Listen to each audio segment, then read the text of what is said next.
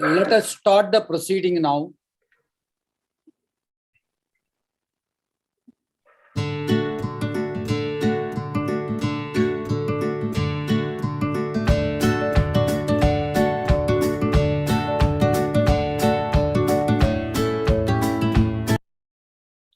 We have great pleasure, is a pride and honor to welcome our esteemed faculty and delegates from all over the world for the Medinida Hospital International Webinar Series in Gastroenterology.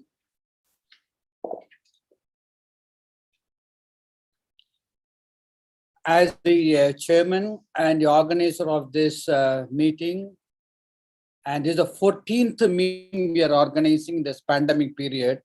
I never know when to say pandemic and post-pandemic. When we are really ending up with the pandemic, again we are seeing the another surge of the viruses happening in some part of the world. And so when the world was under the grip of the Delta virus or Omicron or coronavirus, whatever the variant, we need to keep on updating ourselves academically. And we have exploited, like others, the digital format. And we have organized almost 14 the webinars so far. This is the 14th webinar. The first 8 meetings were held from July 2020 to February 21, 10 most impactful landmark publications in gastroenterology. And because of the new concept, this is not a routine run-of-the-mill lectures, and this is a unique concept that attracted the attention of the delegates from all over the world.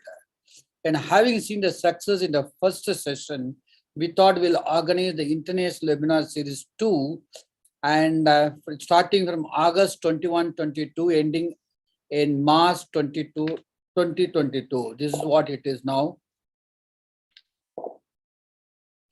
And these are the GI diseases.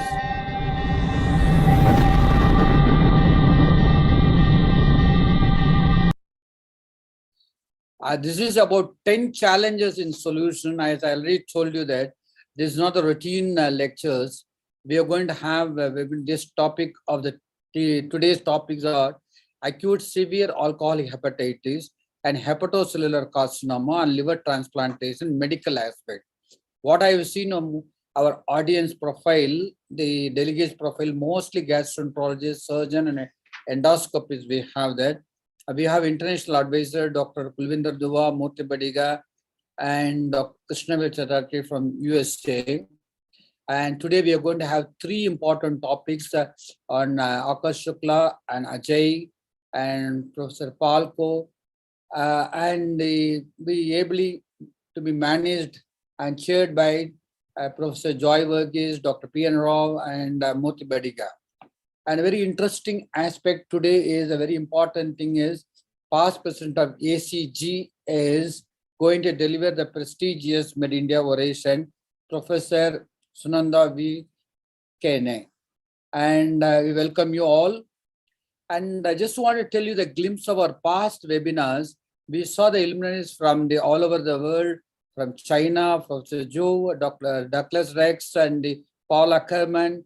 And we had Nalini Guda, Mohan Ramchandani, and Professor Kongam from Thailand, Professor Michael Kale from the New Jersey, USA, and Barham Abudai from Mayo Clinic, Rochester, and Vivek Kaul and Pravir Roy and Akwi from Boston.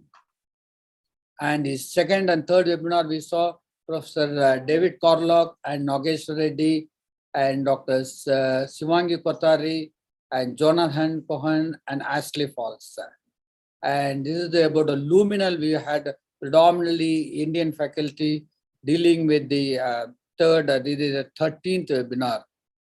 I'm very glad to tell you that all these webinars have been organized by Medinida Hospital and Academy, affiliated to the Tamil Nadu Dr. MGR Medical University. And we have got endorsement from the Tamil Nadu Dr. MGR Medical University and Medical Council. And I am further delighted to tell you that most of these webinars have been endorsed by American Society for GI Endoscopy and American College of Gastroenterology. Today's webinar has been endorsed by American College of Gastroenterology now. And what is very interesting about the proceedings of all these webinar series will be published as teaching CD and the book. And this book will be presented as a complimentary copy to the delegates of the ACG in India and Southeast Asian countries. This is what we have promised, and we are going to bring out, this is the book format, all the proceedings. And the local graduates will get the CME credit hours from the Tamil Nadu Medical Council.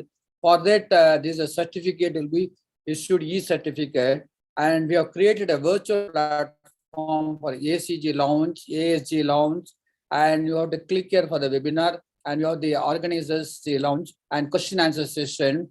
And very interesting is download your certificate at the end of the webinar is you have to click here and you get your certificate, everything there, and it is available only for the registered delegates only.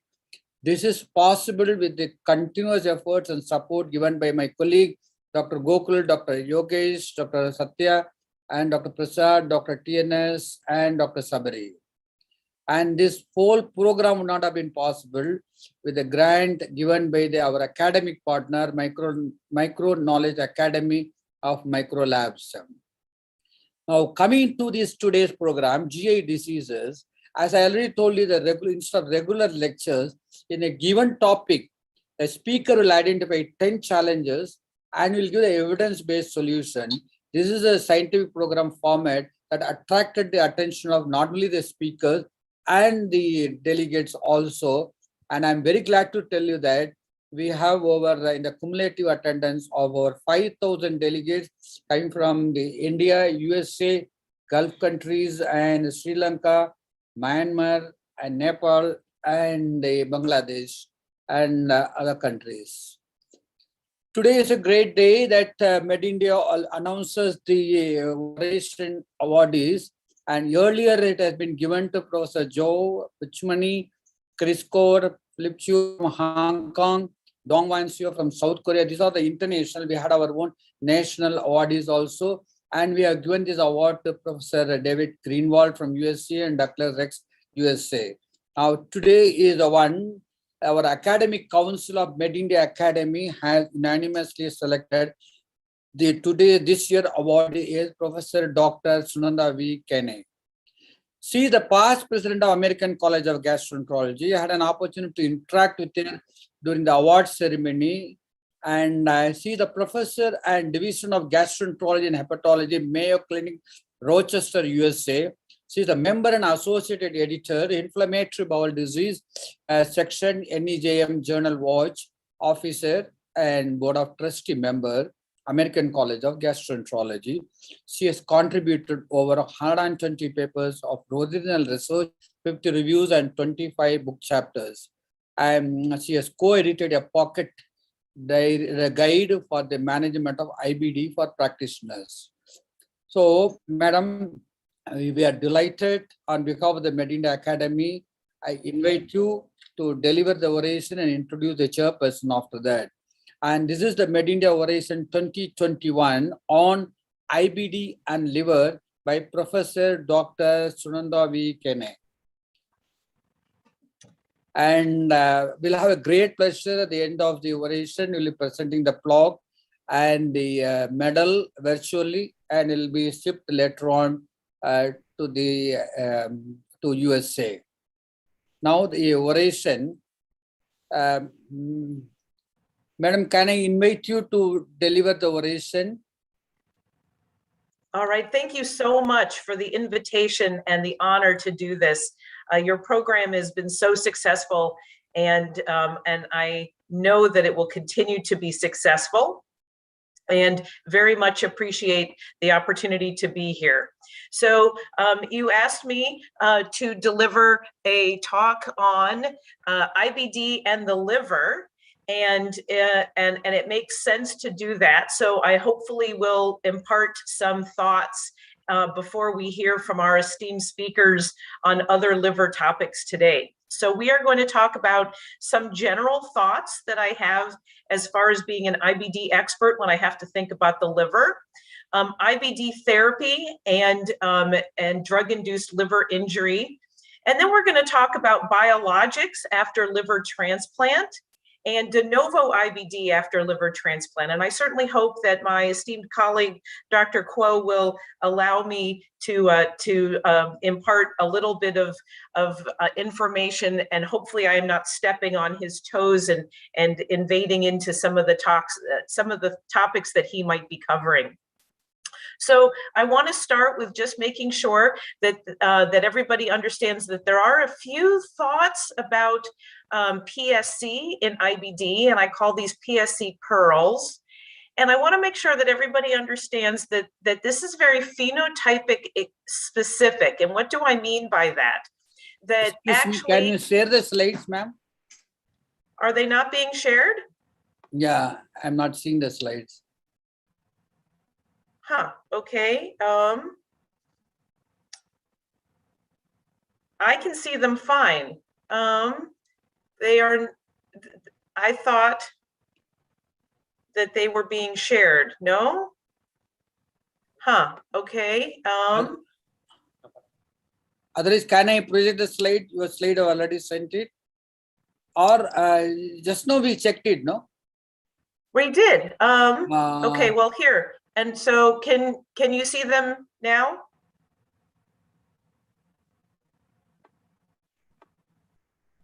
Yeah, we are seeing the slides. Thank you. So now can you see? Yes. Can you see them now? We are seeing it now. Perfect. Okay. All right. So I apologize. I don't know why. Maybe there was overlap in screen sharing. So, all right. So we're going to talk about PSC first. And I want to make sure that everybody understands that there is a phenotype specific relationship here, that most patients will have a colitis with relative rectal sparing. And so that is not Crohn's disease. That is a patient who has ulcerative colitis with PSC. And that was actually described by my colleague here at Mayo Clinic, Dr. Daryl Pardee. So I want to make sure that people understand that there is this entity out there. When a patient needs a surgery for dysplasia that we might find, it is okay to do an ileorectostomy on that patient, again, because there is rectal sparing and that the patient will tolerate that anastomosis. And it is also important to understand that for a patient who has IBD and PSC, that they are an appropriate candidate for chromoendoscopy annually, not just an annual surveillance colonoscopy, but it should be with chromoendoscopy. All right, so what are some other thoughts that I have as an IBD specialist when it comes to the liver? That your patient may have IBD, but they are not immune to other liver diseases that may not be related to their IBD. Because we always think about the PSC, but don't forget that an IBD patient may have alcoholic liver disease, and that is something that you need to partner with multiple specialists, including a hepatologist, but also a psychologist or psychiatrist and social worker to help them with their alcohol substance abuse. That a patient can have a non-alcoholic steatohepatitis or NAFLD because no longer are IBD patients malnourished and underweight, but they can certainly be obese and have metabolic syndrome on top of their IBD and may have fatty liver. And that along the autoimmune spectrum, they could also have autoimmune hepatitis or an overlap syndrome. And so elevated liver enzymes should be worked up, and that this diagnosis be considered. And then also, as we always screen for hepatitis B before we start biologics, don't forget that hepatitis C, we don't necessarily screen for before biologics, but that many of our patients are in the cohort age where hepatitis C screening should be done. All right, so what do we know about the pattern of liver injury by medication for those that we use for IBD? And it's important to remember that the quote unquote safe therapies of mesalamine and sulfasalazine can cause liver damage. And so hepatocellular injury can actually be done, can happen from any of our therapies, ranging from the mesalamine to the thiopurines to antibiotics, and then also our biologics. Cholestatic injury can happen from sulfasalazine and also the thiopurines. Interestingly, we forget about the granulomatous hepatitis that can happen from sulfasalazine. And then the more serious things that that we can see that just damage the liver are from the thiopurines, including the vascular lesions that can happen, the nodular regenerative hyperplasia, and then certainly the lymphoma that can involve the liver with the thiopurines. Now we understand that lymphoma can be a part of the anti-TNF profile. And then just recently here in the United States, the FDA put the increased risk for lymphoma in rheumatoid arthritis patients on the small molecules, specifically the JAK kinase inhibitors, which we are starting to use now for ulcerative colitis. And so it's not clear yet whether the ulcerative colitis patients who we give JAK kinase inhibitors are at risk for the same conditions that the rheumatoid arthritis patients are, but it is important to know that the labeling does include the lymphoma, and we do use these for our ulcerative colitis patients. There are the DILI syndromes as well, and this is just the same sort of information in a different format here, and that all of the drugs that we use for IBD can cause an acute hypersensitivity reaction, and that will include some form of liver injury and will be hepatomegaly and eosinophilia, and is in the spectrum of this drug-induced liver injury. Again, the sulfasalazine causing the acute granulomatous hepatitis, that we can see an autoimmune hepatitis-like syndrome with our biologics, in particular the anti-TNF agents, that the non-cirrhotic portal hypertension, i.e. the vascular injury, can happen because of the thiopurines, and those patients will present with ascites and portal hypertensive hemorrhage from varices. The cirrhosis, that frank cirrhosis, can occur because of methotrexate exposure, and that is a cumulative effect. And we believe that it has to be greater than 2.5 grams of methotrexate over the patient's lifetime that this is a complication. And then again, the cholestatic injury that can happen is predominantly with the antibiotics and the mesalamine products, and that the vascular injury is from thiopurines. All right, so let's talk a little bit more about the anti-TNF associated drug-induced liver injury, because we use so much more anti-TNF agents, and this is a class effect, not just infliximab, although it does appear to be more frequent and more likely in infliximab, and it was certainly the first place that it got described. So from the literature, we understand the first very nice paper was new initiated patients in Iceland who developed drug-induced liver injury. 4 actually presented with jaundice, and the mean peak of their ALT did reach 700. That the incidence rates calculated for infliximab, again, was that that it can happen in 1 out of 120 users of infliximab, 270 users of adalimumab, and less likely in the etanercept population. And that in their population of 11 patients, that 9 occurred in the first year of therapy. So this is something that we should definitely watch for, and that we recommend monitoring with liver enzymes every month to 3 months for the first year that a patient is on an anti-TNF agent. I'm going to switch gears and talk about anti-TNF use after liver transplant. And at first we thought we shouldn't be doing this, but then we realized that patients who had underlying IBD who received a liver transplant, most likely for their TSC, were flaring and were requiring more aggressive treatment.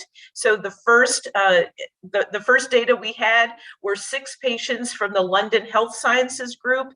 5 had Crohn's and 1 had indeterminate colitis, and all of them got infliximab, and 4 had sustained improvement afterwards. 2 of the 6 got adalimumab after infliximab failure, and unfortunately this didn't help. The important thing here is that we did not see any opportunistic infection, and we did unfortunately see 1 colorectal cancer following exposure, but we don't believe that there was a direct correlation between drug exposure and that cancer. Well, okay, so there were 6 from the UK. Then we published our experience in 8 patients, and 3 of them actually had ulcerative colitis and 5 with Crohn's. 7 of those 8 had a clinical response to infliximab and mucosal healing in 3 of the 7 patients. So we felt that this was very beneficial. Unfortunately, we did see 4 infections in 3 patients: candidiasis, C. diff, a bacterial pneumonia, and then cryptosporidium. And there was the development of 1 EBV positive post-transplant lymphatic PTLD that was related to the anti-TNF or exacerbated by it. It's hard to tell. So now the literature up until 2012 had 14 patients.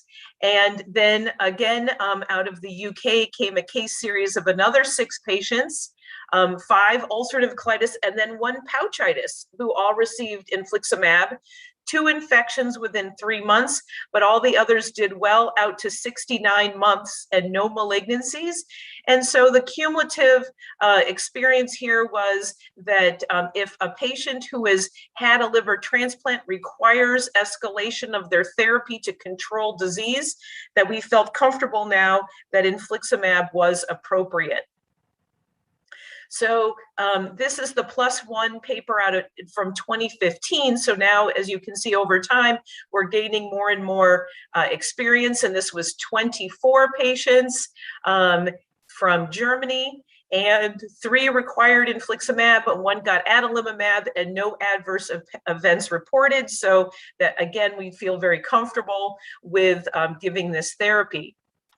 Well, what about the patients who had otherwise failed infliximab or were contraindicated? So now in 2017 was the report of using vedolizumab after liver transplant, and this was a case series of 5 patients and then 2 case reports.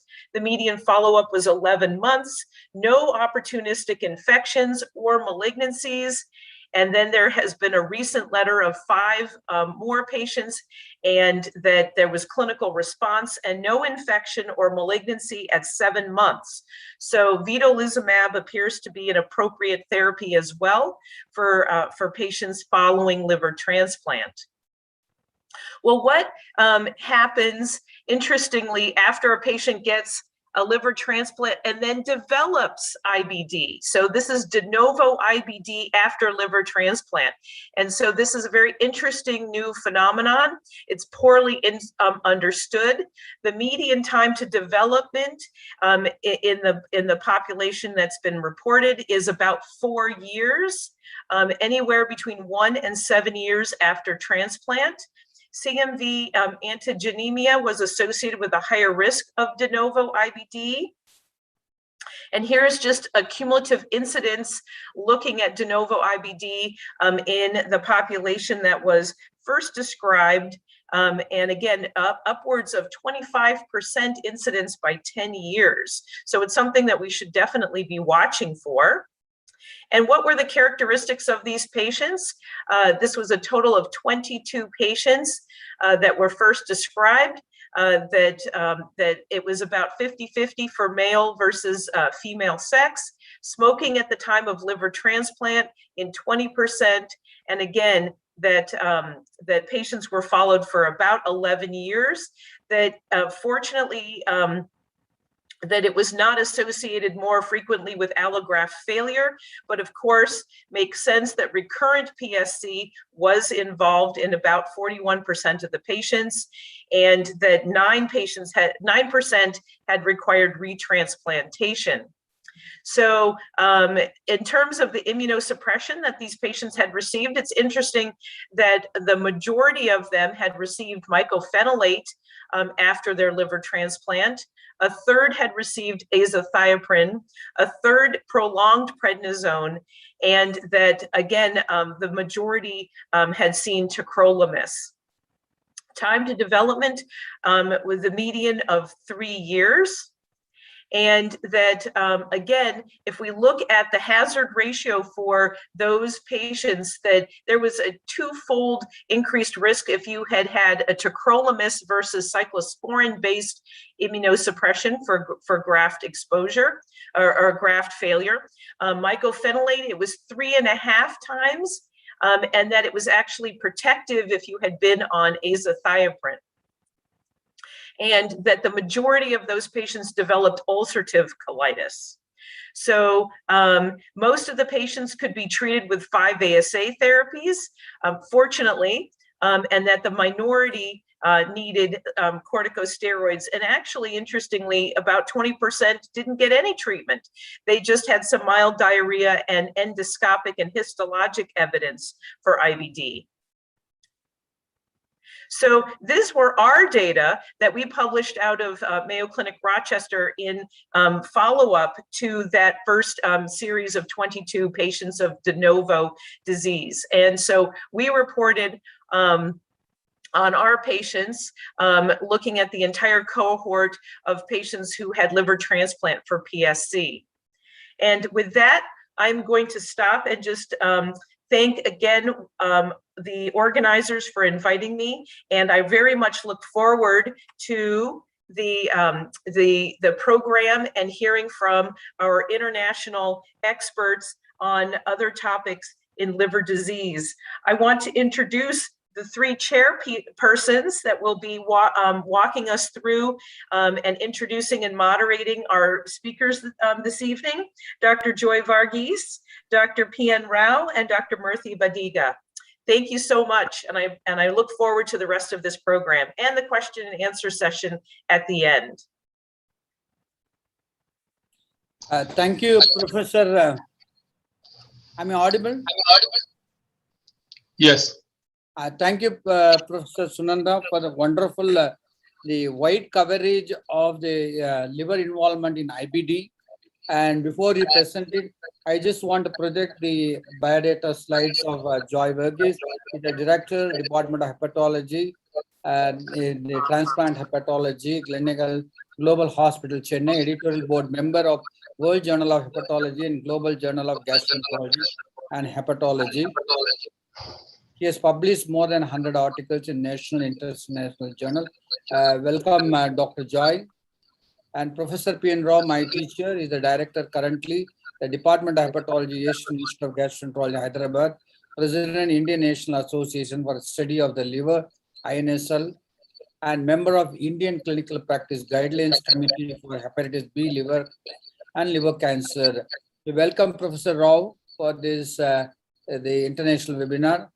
And Professor Dr. Murthy Badiga from Texas is a clinical associate professor at University of Texas Health Science Center, San Antonio, Texas, USA, consultant gastroenterologist at Doctors Hospital at Renaissance Gastroenterology, Texas, president and interventional gastroenterologist of RGV Gastro, Texas, and trained in advanced endoscopy in the University of Amsterdam, where I also had my training along with him.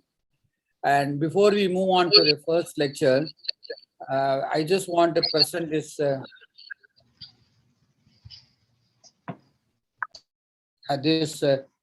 plaque. Professor Sunanda Kane, we once again appreciate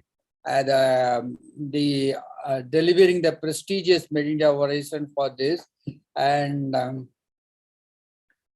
this is a block reads like this: International Webinar Series 2, GI Diseases, Impedance and Impetus, 17 December 2021, Medinida Hospital and Academy, Chennai, India. Great pleasure in presenting the Medinida Oration Award 2021 to Professor Dr. Sunanda V. Kenny and Professor of Medicine, Mayo Clinic, Rochester, in recognition of her outstanding and pioneering contribution to the field of gastroenterology. And we have two of my academic council members here in presenting this. So virtually you can you make it little bit? Yeah. So this is the one. You are able to see that? Yeah? I am. Thank you so much. And I will send you a photo when it arrives that I can send you and share. Okay. And this is the plaque. Okay. And this is the medal. For academic council is delighted to present this medal to you. And I'm delighted to receive. So I'm just garlanding with the medal virtually. Okay. And, thank you. thank you. So we'll give you a big round of applause for the outstanding contribution to the GI Society and American College of Gastroenterology. It's a huge society comprising of more than several thousand members all over the world, and she has been the president of this. So congratulations, madam, for your wonderful contribution. And thank you. Now we'll proceed to the other part of the webinar.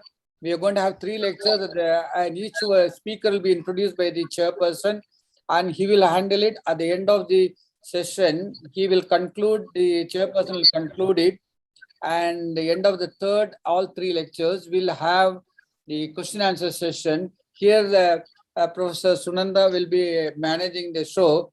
Each speaker will and chairperson will have a combined. We'll get it. The alternatively will go around the questions so that everyone will be involved. So, and I will move on to the next. Thank you, Professor Sunanda, once again. And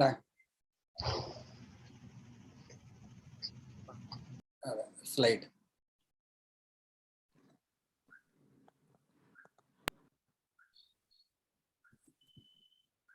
The first lecture is on acute severe alcoholic hepatitis. Again, I just want to draw the attention of the delegates. These lectures are not the routine lectures. They will have 10 challenges, and they will answer, the evidence-based answers will be given. This will be delivered by Professor Akash Shukla, and may I invite Dr. Joy to moderate the session and introduce the speaker.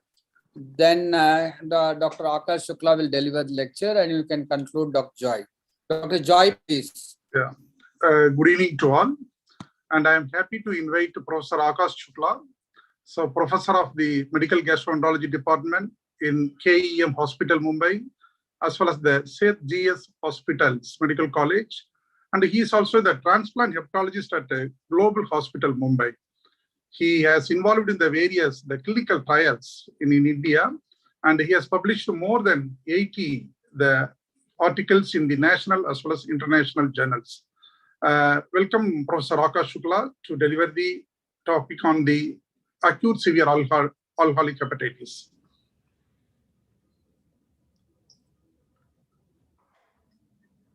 Akash. Good evening, everybody. Thank you, Dr. Joy. Thank you, Dr. Chandrasekhar, and the chairpersons, Medindia, to have me for this interesting meeting today evening and giving you the opportunity to give this talk. Are my slides visible? Yes, slides are visible now. You please go ahead. Okay. Thank you. So I'll be talking of dilemmas and decisions in alcoholic hepatitis. We are all familiar with this chart, how a normal liver goes through the processes of steatosis, steatohepatitis, and then some of them will develop severe alcoholic hepatitis. And we know that mortality of severe alcoholic hepatitis is up to 50% in different studies. And 20% of these patients with steatohepatitis will go on to develop cirrhosis, and carcinoma. So I'll take a case to start off. 43-year-old gentleman who consumes 180 ml of whiskey every day for the last 5 years, is asymptomatic, and on routine health checkup is found to have bilirubin of 2.4, AST of 123, ALT of 145, albumin of 3.9, and platelets of 4.2 lakhs, that is 420,000. The INR is normal, and an ultrasound shows just a fatty liver. So this patient, what will be the advice? Will we give silymarin, metadoxin, acid-inosylmethionine, ursodeoxycholic acid, pentoxifylline, or all of the above, or none of the above? So here is a patient of mild alcoholic hepatitis who is asymptomatic, just has mild derangement of bilirubin and transaminases. So we are tempted for use of all these drugs because of this complex pathogenesis, which involves the endotoxins leaking out of the gut, the oxidative stress mediated by the NADPH oxidase, the extracellular matrix deposition of collagen because of these pro-inflammatory mediators and stellate cell activation. And therefore, to break this cycle at multiple places, we have these multiple drugs. To elaborate further, from ethanol, because of lipogenesis, you get steatosis. Because of autophagy and lipophagy, lipid degradation, again contributing to steatosis. Similarly, mitophagy, beta oxidation pathway, and VLDL secretion contributes to steatosis. And it is the oxidative stress, mitochondrial damage, DNA damage, and formation of protein adducts which cause hepatocyte death and inflammation, giving rise to steatohepatitis. And therefore, different drugs look at targeting different aspects of these. So the drugs which we discussed, like silymarin, the evidence is there for in few trials, including animal models, where it was shown that it can decrease AST and ALT levels, and it can attenuate the NF-kappa B, ICAM, and interleukin-6, as well as it can decrease the deposition of collagen 1 and procollagen. Similarly, there's data with curcumin, and which shows that it can improve the liver pathology and decrease the adducts of the proteins and suppress the NF-kappa B activation, as well as improve the glutathione and hemoxygenase 1 induction. There is some data with LIV52, one of the complementary and alternative medicines which are available on ethanol-induced HepG2 cells, where it shows that it normalized suppressed PPAR alpha and induced TNF alpha. There is data with pentoxifylline. Similarly, there is data with acid-inosylmethionine because of the inhibition of TGF-beta signaling pathway in animal trials. There is data with metadoxin on, again, animal models, which reduced peroxidation and oxidized glutathione content, decreased collagen secretion, and interleukin-6, 8, and TNF-alpha secretion. However, if you look at the evidence, there is no robust clinical data for any of these hepatoprotective agents. And therefore, use of these drugs cannot be recommended in patients with mild alcoholic hepatitis. The treatment remains abstinence from alcohol and adequate nutrition. Let's go to second case. A 35-year-old gentleman who has been taking alcohol for last 10 years, has now got jaundice for 15 days, ascites since 10 days, slowness of response since last 2 days, no GI bleed, no comorbidities. The last alcohol drink was 12 days ago. Patient is conscious but sleepy and has dyscalculia. He is in grade 1 encephalopathy, no flaps, tachycardic 112, blood pressure is fine, moderate ascites, mild pedal edema. Bilirubin is 26.4 milligrams per deciliter with a direct of 16, AST of 123, ALT of 45, albumin of 2.9, alphas of 187 with upper limit of normal of 117. The INR is 2.6. An ultrasound shows changes of cirrhosis, portal hypertension, and moderate ascites. So the first challenge comes, these patients have very poor appetite. So how can we administer nutrition? Because that is the standard of care in these patients. So what are the principles of nutrition? 7 meals per day, including a late night snack, 35 kilocalories per kg per day of ideal body weight, and 1.2 gram protein per kg per day of ideal body weight. Those patients whose intake is more than 50%, but less than 80% of the target, we need to add nutritional supplements. And if the intake is less than 50% of the requirements, then we must put in a nasogastric tube and feed him through the nasogastric tube. In addition, we need to have liberal supplementation of vitamins and minerals, especially thiamine, magnesium, and selenium, because of concerns with involvement of the heart, the brain, and the muscles. Now, the second question comes, can we treat alcohol abuse in these patients? How do we ensure abstinence? Because that is the second most important part of the treatment. So the pharmacotherapy, in addition to the cognitive behavioral therapy, is required to reduce craving. Now the problems are, acamprosate cannot be given to patients with advanced liver disease. Disulfiram, because of the risk of drug-induced liver injury, again cannot be given to patients with advanced liver injury. And because of the same reason, you cannot give naltrexone. So none of the US FDA drugs can be given to these patients who have child B or child C cirrhosis. Can we give any drug which is not FDA approved? The answer is yes. Baclofen, because it has got minimal hepatic metabolism and does not have any hepatotoxic potential, therefore it can be used in cirrhosis, and there are studies which are favoring the same.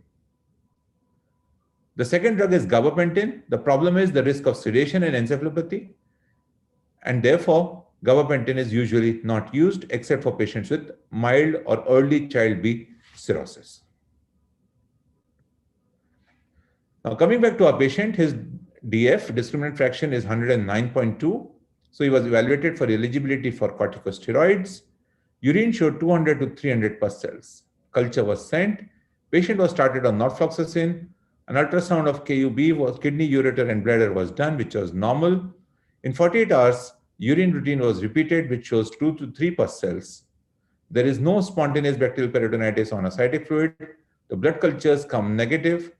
CT chest and abdomen does not show any focus of infection. The CT abdomen shows changes of portal hypertension and cirrhosis. An endoscopy done shows small varices and mild PHG. So what will be the treatment of choice for this patient now?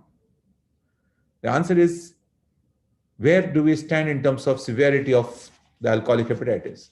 So the most commonly used formula is the Medrey's discriminant fraction, which is what we use.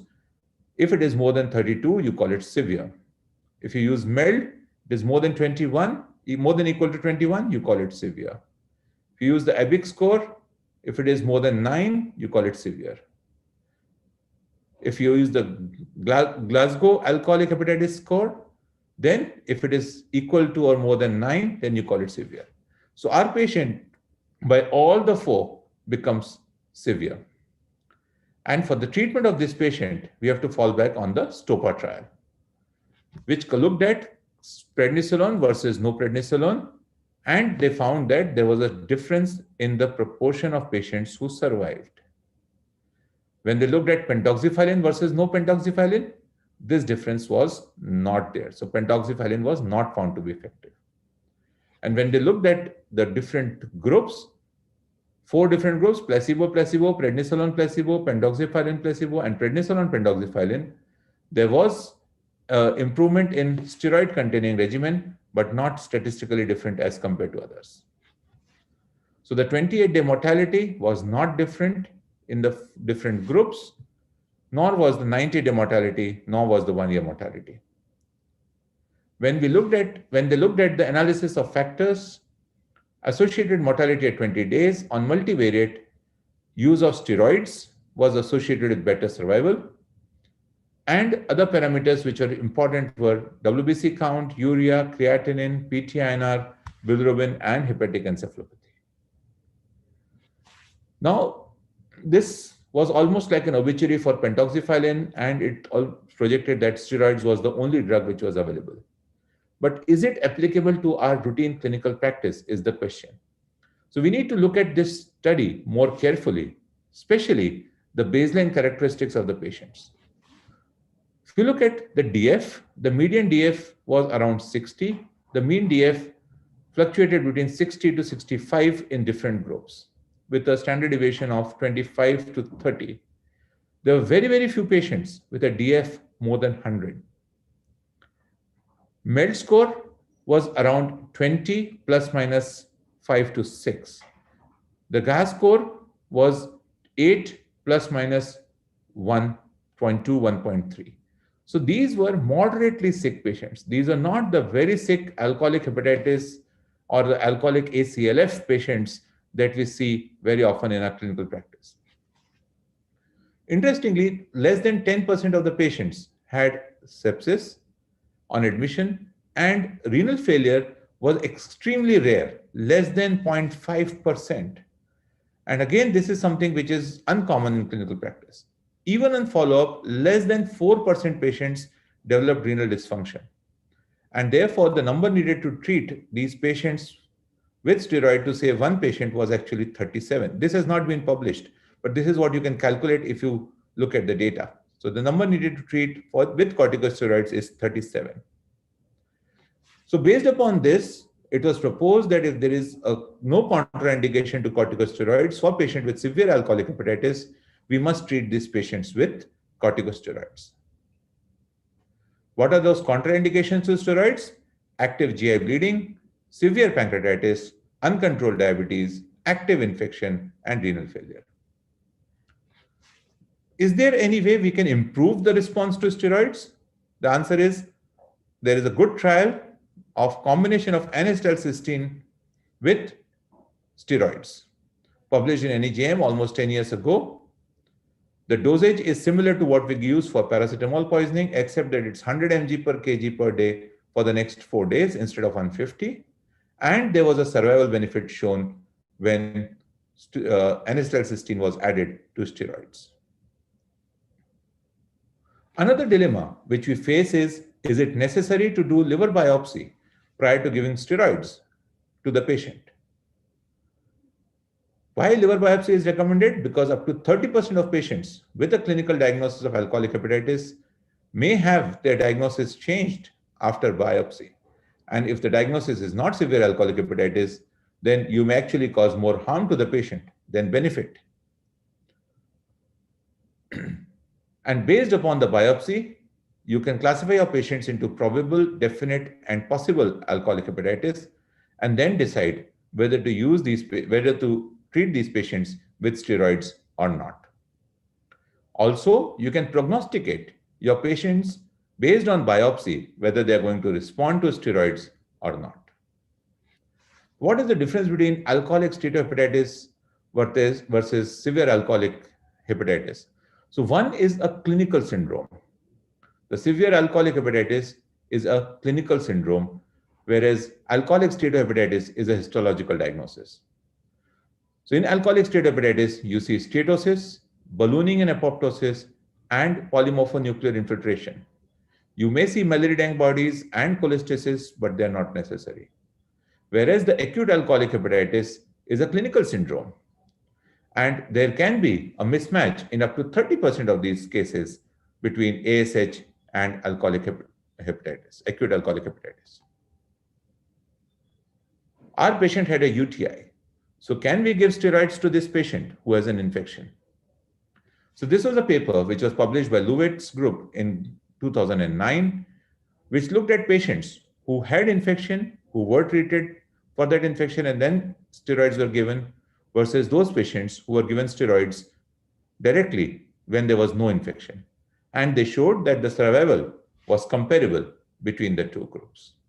And therefore, the EASL guidelines say that you can, in case the patient has an infection, you start antibiotics. If the infection is cured, you can give prednisolone. But if there is persistence of infection, there is no validated treatment which is available. So we did biopsy for our patients which showed severe alcoholic hepatitis. Patient was started on steroids plus nutrition plus supportive care. On day 7, the bilirubin has actually increased to 29.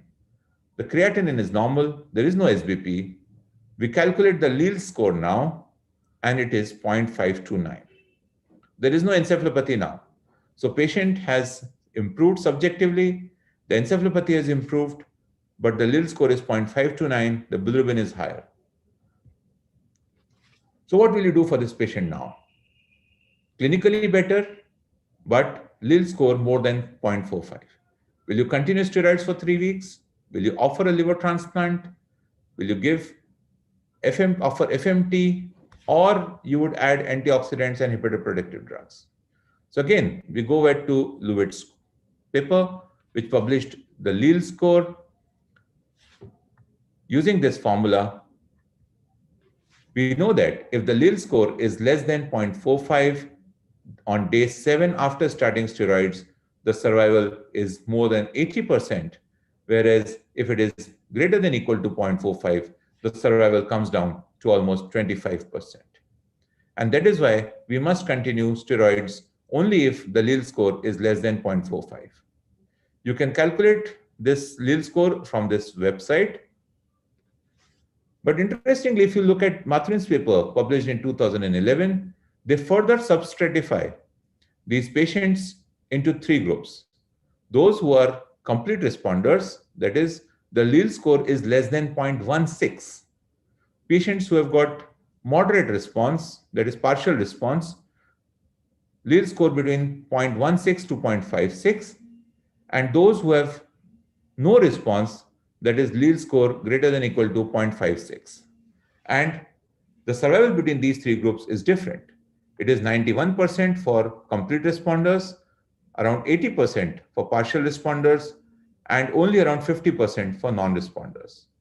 And therefore, you can say whether partial responders should be offered alternative therapies like transplant or not. Very interestingly, you may say, what if the patient has not got corticosteroid and he's waiting for 7 days because of some reason, and there is a good response, the Lille score comes down?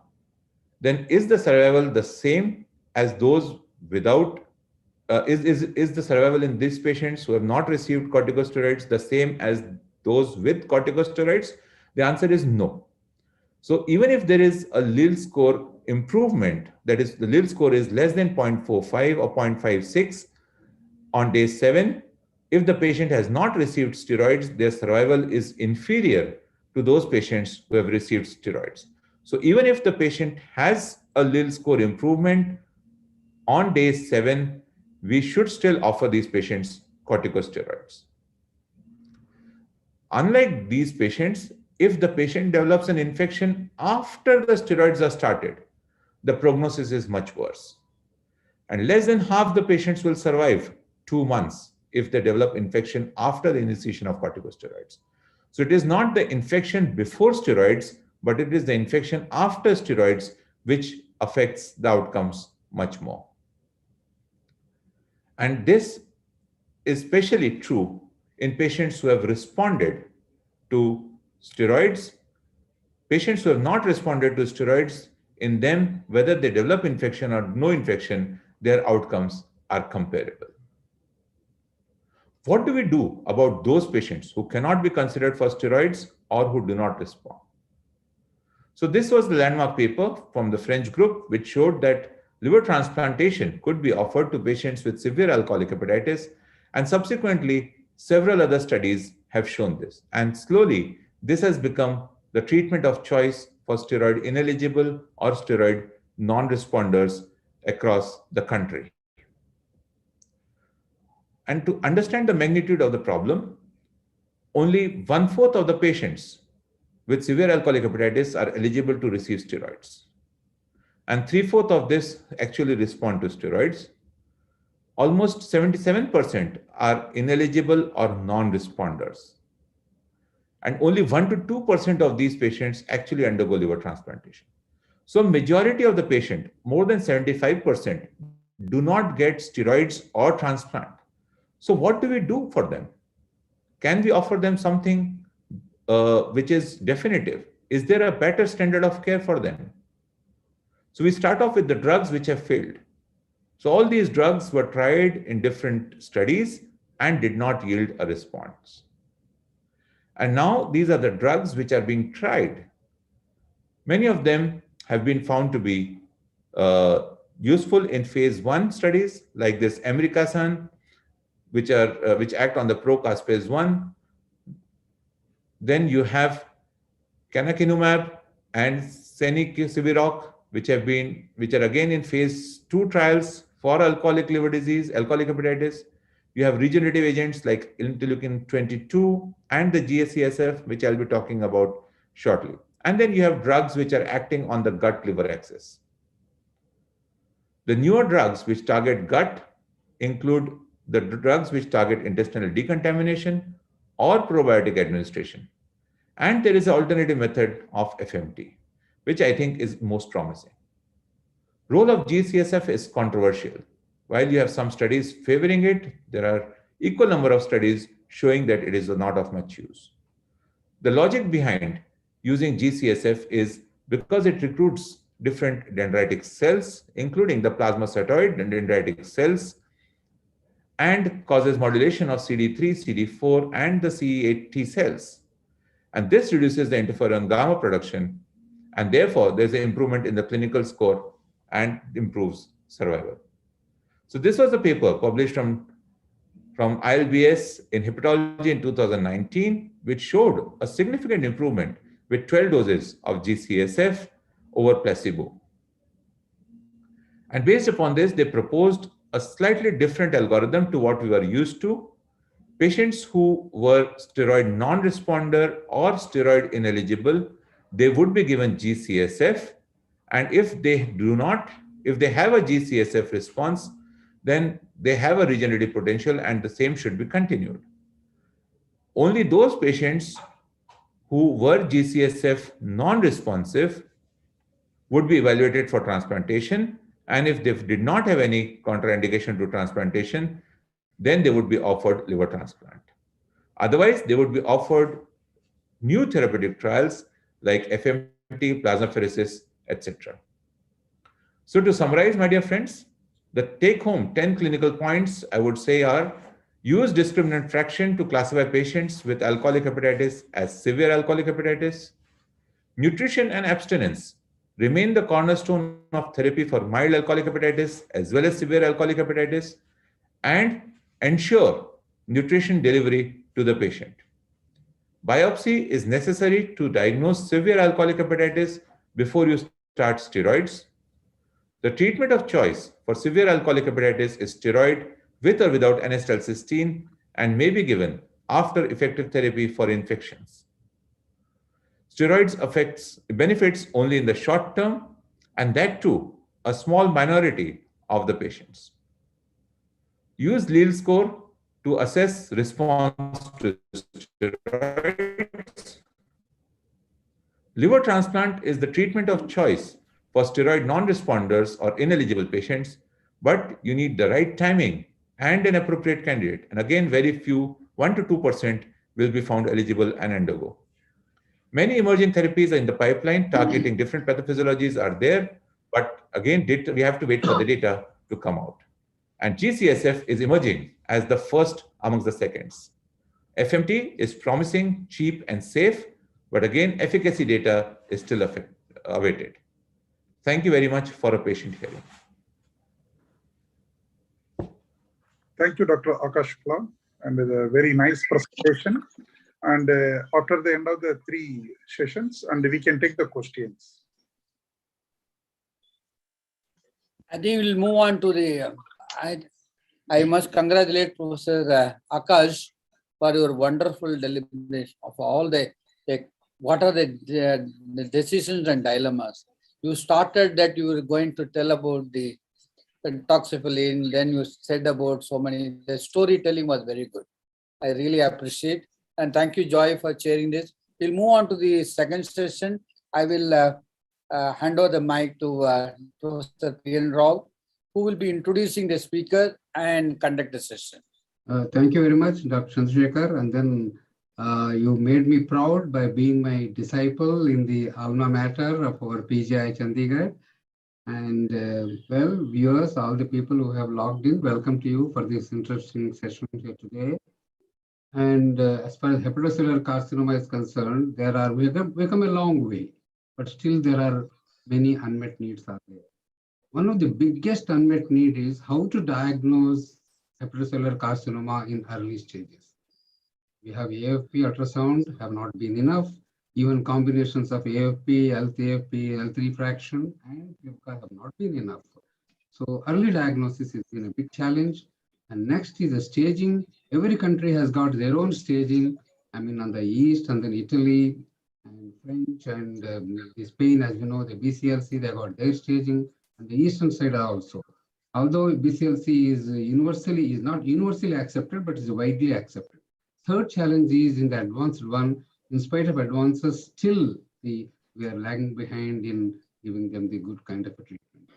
And here we have Professor Ajay D'Souza here, and who has been Professor of Hepatology in PGI Chandigarh, and then he's been current Secretary General of Indian Association for Study for Liver Diseases.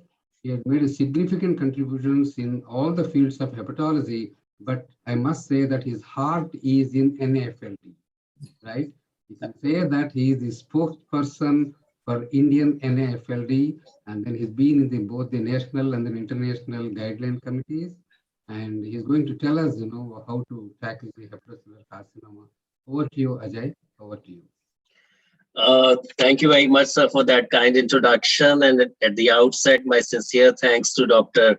T.S. Chandrasekhar and the Medinida hospitals for giving me this opportunity to be part of this wonderful international webinar. So let me first share my slides.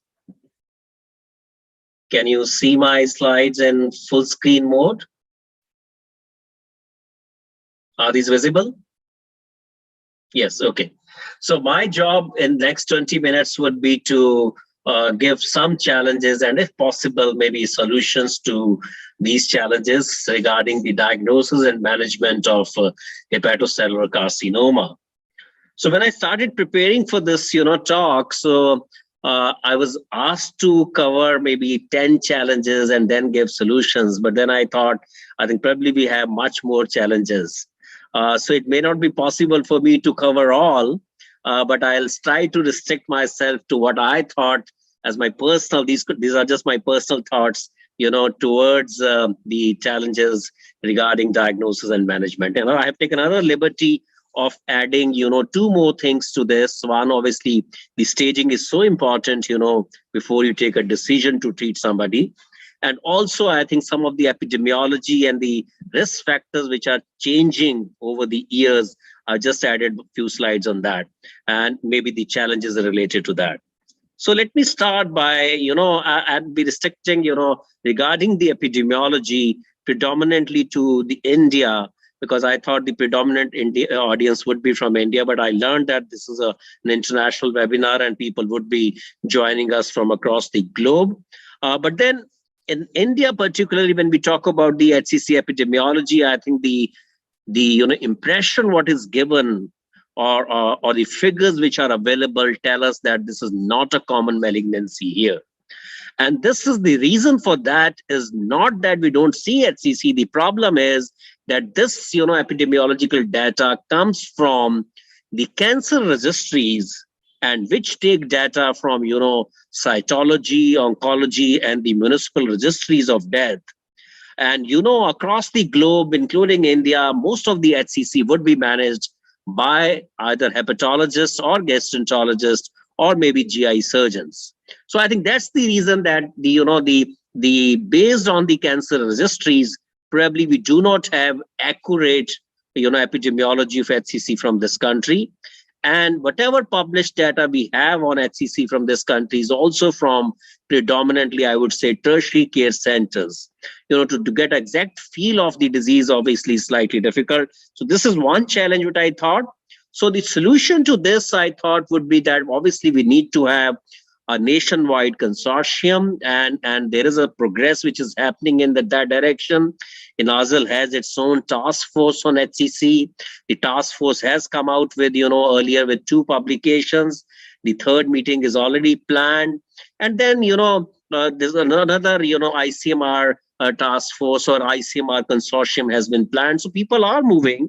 And one of the, kind of consortium or the work which is being done, which is, initiated by WHO, is this called, so-called the WHO CC data, which is, the ILBS or the Institute of Liver and Biliary Sciences in Delhi is the, looking after that. And there are 9 centers who are contributing. So very recently, I think this data was analyzed, and what we saw was that out of the 1,300 patients, the age was around 60 years, but I think if you look at this, around 38% had diabetes. And the challenge which I was coming down to that is that the non-cirrhotic group of patients with HCC had grown to around 20%. So this is, another challenge. What we are seeing now is that we know that HCC occurs predominantly in, patients with cirrhosis, and cirrhosis is the biggest risk factor. But now, recently in last decade or so, we have started seeing, HCC happening even in non-cirrhotics. If we look at the etiologies of, HCC, which has also been changing over the years, and that's another challenge I consider, because other than the viral hepatitis, which are now so treatable or controllable, the Hep C we know is curable and B is controllable. But the problem is that the HCC, because of fatty liver disease, both non-alcoholic fatty liver disease and alcohol-associated liver disease is going up. So I think that's, again, a big challenge, because to control, these diseases, is a big task. So it's a big challenge. And I think together we need to probably look for solutions for that. This was a similar, our experience. I just wanted to highlight this, that the changing etiology, and what we are seeing is that the viral hepatitis, which, as we have very potent drugs now to control Hep C and Hep B, but then the problem is that the HCC, because of alcohol and NASH, is going up over the years. Not only the numbers, but there's some change in etiology, which is happening. So, and the third thing which I said was that the non-cirrhotic HCC, which in our recent data analysis around 800 patients was also around 14-15% were non-cirrhotics. And amongst the non-cirrhotic, it was predominantly hepatitis B and NASH. So as I said, the first challenge regarding the etiology or the epidemiology, I thought, was that, as I said, there's some change in the etiology which is happening. Not only the numbers are going up, but the alcohol and the fatty liver related to obesity and diabetes, HCC related to that, is going up. And more patients of HCC are coming up who do not have underlying cirrhosis. So in that setting, I think the biggest challenge would be that how to do screening and surveillance in patients, those who do not have cirrhosis. In cirrhotics, the guidelines are very clear. You do 6-monthly ultrasound and alpha fetoprotein. I think we know about the limitations of that kind of surveillance, but let's not get into that. But the problem here is that in non-cirrhotic, we do not have any guidelines. And then also in non-cirrhotic, what kind of modalities used to be used and need to be used. So I was just thinking that what kind of solution should we have to this? So I think I was looking at the literature. So AGA very recently last year came out with these guidelines, and these guidelines are predominantly related to HCC because of fatty liver disease, NAFLD. And they said, yes, cirrhotics, obviously you need surveillance every 6 months. But what about non-cirrhotics? So there, I think based on some data which is coming up, they said that even within non-cirrhotics, if you have advanced fibrosis, and that advanced fibrosis was evident by 2 non-invasive tests, which included FIB-4 elastography and the ELF score, and elastography cutoff they took at 16. I think they said that they could also be probably put on surveillance. I think this needs to be discussed. This is a very big challenge. I think whether we can afford, whether it's be cost effective and whether we can afford to kind of do surveillance for so many non-cirrhotics patients with fatty liver disease, hepatitis B. I think that would be really a big challenge.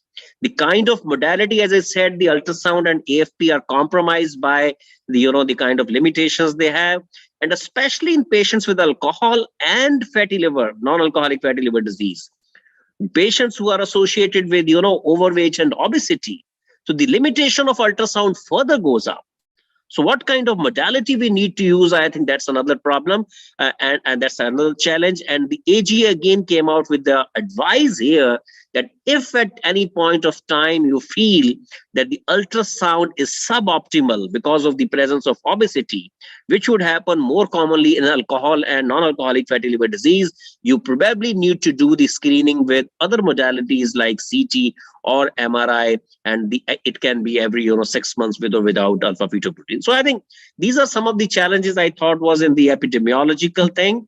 Now coming to the diagnosis and the treatment, which was the main issue, the guidelines are very, very clear on this, that any patient who's on a surveillance program or any patient who comes with symptomatology and has underlying cirrhosis and is found to have nodule on imaging, say ultrasound, and if it is less than 1 centimeter, you just need to follow him up. And if it is more than 1 centimeter, they need to undergo, multi-phase, CT or MRI.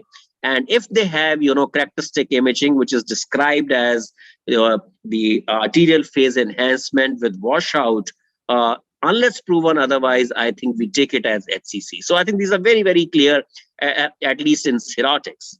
But then if you have, do not have this kind of, there is a nodule, but the imaging does not show you this characteristic imaging, the suggestion is that you go on to the other modality. The CT was done earlier, you go to MR, or you can even go to hepatocyte specific using either the normal contrast MR or a hepatocyte specific using MR, or you can even do CUS and then see whether this is coming as positive. And if it is still not positive and you still have doubt, then maybe, a biopsy from the lesion would be required. But if any of these modalities has confirmed a typical radiology, then I think in a setting of cirrhosis, we take it as HCC and manage like that. So the biopsy here would be if you have an inconclusive kind of radiology. You have done one radiology, you have done a second radiology, maybe CT, MR with hepatocyte specific contrast or CUS, and still you're drawing a blank. I think there probably you would need a biopsy. And the other, area where we need a biopsy will come down to that, as I said, is non-cirrhotic patients, where you have a lesion. I think there you will always require a biopsy. So I just thought, this is just my personal thought. Yes, this is for more than 1 centimeter. I think things are pretty clear. But how about somebody who has a lesion less than 1 centimeter and has a very characteristic imaging? I think obviously we should go and treat it as HCC rather than, less than 1 centimeter, we just leave it like that. So, I mean, and why they say that you just need to follow them up is because most of the patients, those who have lesion less than 1 centimeter, may not have a characteristic radiology.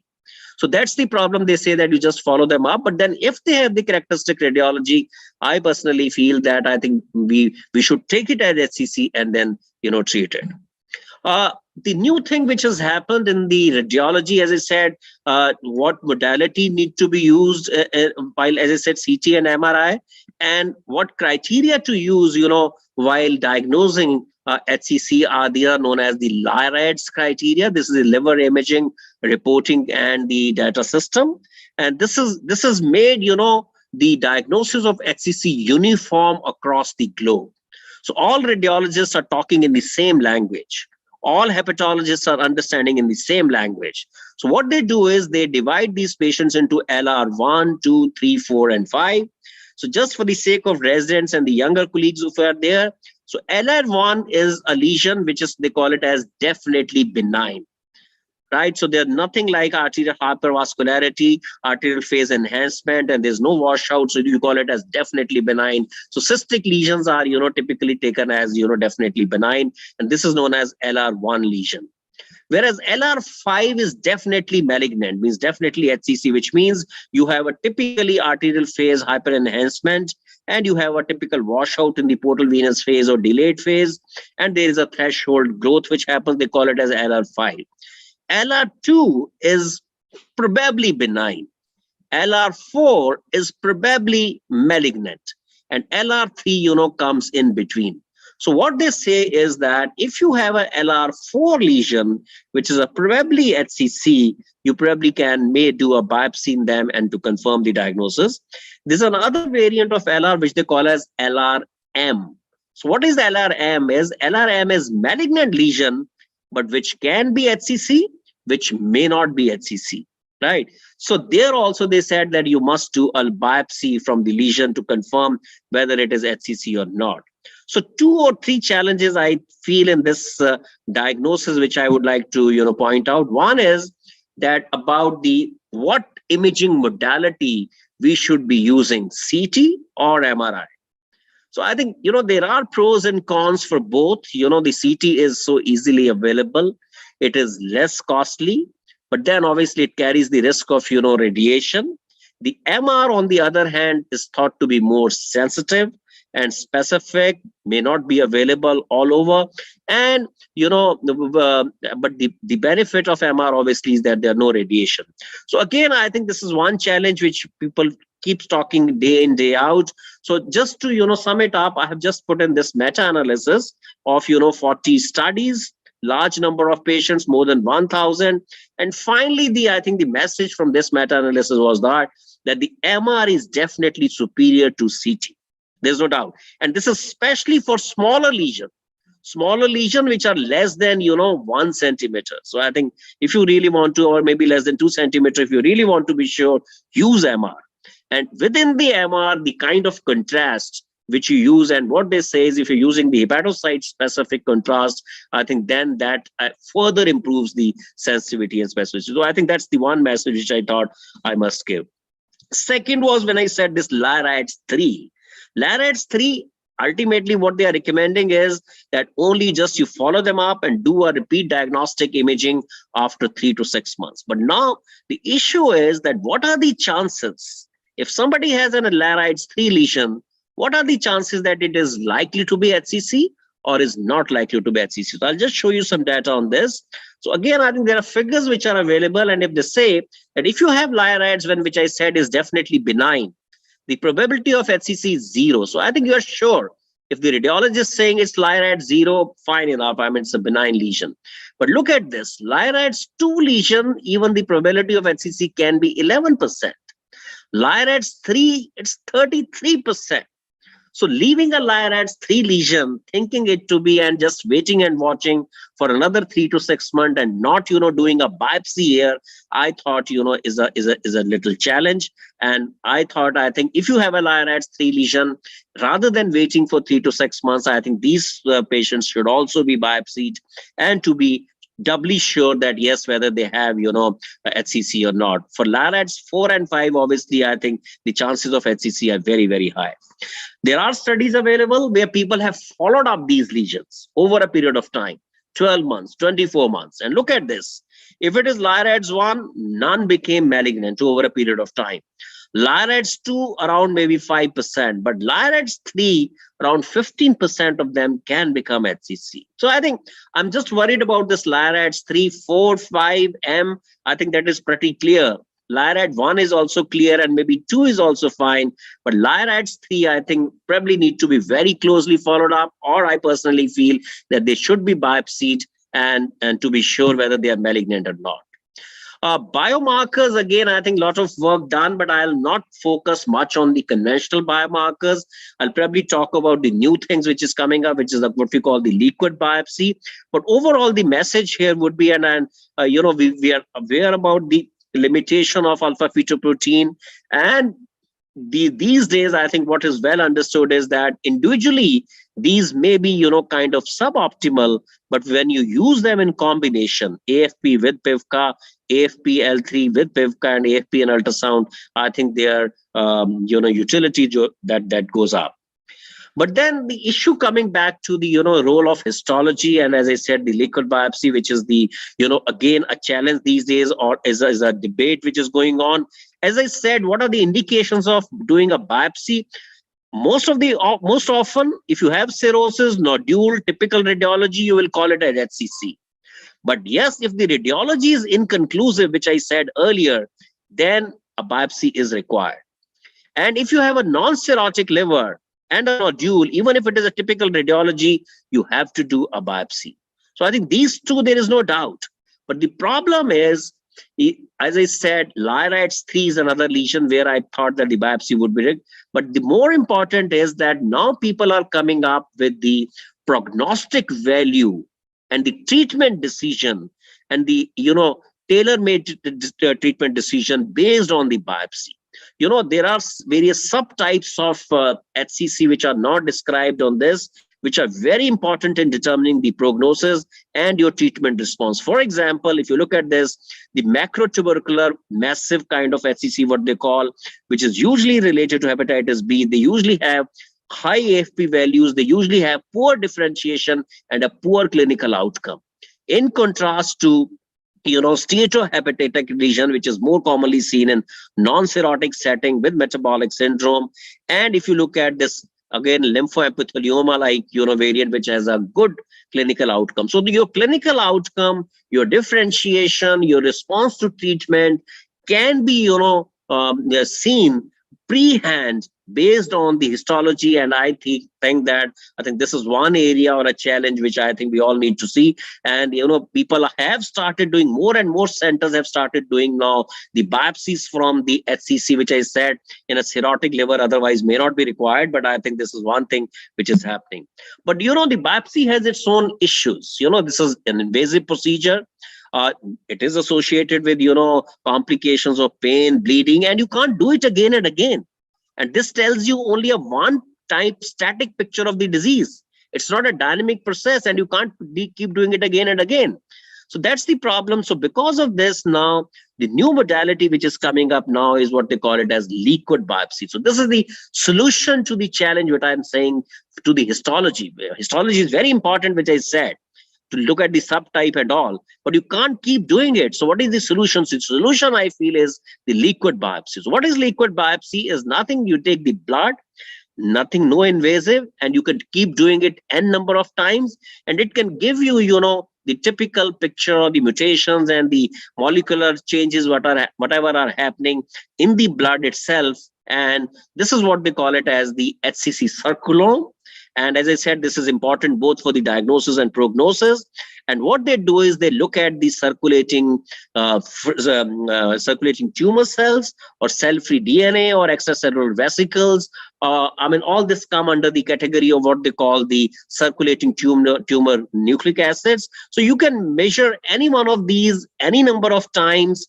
Then this could be helpful not only for tumor detection, but for prognosis, which I said, for disease monitoring, and for response to treatment. So I think that's the solution. But I feel that if you really want to look at the prognosis, look at the treatment response, I think, but then again, this is an evolving area. This may not be freely available, and the cost may also be an issue. So I think we need to discuss, but I think future probably would lie somewhere in the liquid biopsy. Now, finally, coming to the staging and the treatment part in the HCC, this is the classical, algorithm which everybody is, familiar with, so-called the BCLC. I'm not going into the other staging system because BCLC is one staging system which has been endorsed not only by ASLD, but also by EASL and also by INASL, the Indian National Association for Study of Liver. So all three societies that they have endorsed this, then this is because it takes into account not only, the tumor characteristics, but also the performance of the patient, and the liver functions are also taken into this. And, the patients are divided into stage 0, A, B, C, and D. And based on that, decide about the treatment, whether the ablation, resection, transplant, the chemoembolization, and the systemic therapy or the basic, supportive care, I think, is based on BCLC. So what I'm going to tell you in next maybe 5-7 minutes is some of the, again, the challenges and the new BCLC staging, which has now come up in 2021. which was published only last month in Journal of Hepatology. And we had a meeting on HCC last month, the nasal meeting, and the Maria Rick from the BCLC had presented that. So I think this is what the change they have done in the, and they said this is published only last month in this. So what they have done is now they are looking at the, based on, the ultimately the flow remains almost the same. So what I'll show you is that what are the new changes which have happened in this BCLC. They call it as 22, though it was published in 2021, as I said last month. And what are the changes which have happened, which were not there? And I think maybe I'll take 5-7 minutes on that. So first is about, as I said, if you look at this is almost the same, that if you have a single nodule, which is, less than 3 centimeter, or if you have less than 3 nodules, and as I said, if you do have a single nodule, and if your portal pressure is normal, and your bilirubin is normal, and if your platelet counts are normal, I think no varices, no portal hypertension, LFT is normal, I think these patients can be considered for resection. But if your portal pressure is elevated, your liver functions are slightly compromised, and if there is contraindication to liver transplant, I think ablation would be, the treatment of choice. But then if you're not fitting into this and patient doesn't have any contraindication, these patients can also undergo liver transplant. But the only thing which BCLC is saying is that whenever you are considering resection based on, they have quoted these 2 studies, and what they are saying is that if you are considering resection, it has to be only when you have a single lesion, single peripheral lesion. If you have multiple lesions, say, as I said, the stage A would remain even if you have 3 lesions less than 3 centimeter. So they said that the data is not strong or not favorable. If you have multiple lesions, I think the resection may not be as good as RFA. In a single lesion, I think the resection may score over RFA. So I think what they are saying is if you have multiple lesions, I think probably go for ablative modalities, single lesion, no portal hypertension, normal liver functions, probably you can go for resection. So now why the resection was kind of favored is, again, based on lots of studies. I'm not going to the details, but this is again one meta-analysis which I have picked up, which finally says, large number of patients, around 13,000 patients, around 6,000 treated with RFA, 6,000 treated with the surgical resection. And they said that the resection is superior to RFA. So the challenge here, I feel, is that though the data is favoring resection over RFA, but in clinical practice, I think it is very, very difficult to consider resection because of the risk of so-called post-hepatectomy liver failure. And we have burnt our fingers n number of times, even considering these patients that they may not have cirrhosis, considering them as non-cirrhotic. You kind of do resection in them, and post-resection, they get into liver failure, so-called the post-hepatectomy liver failure.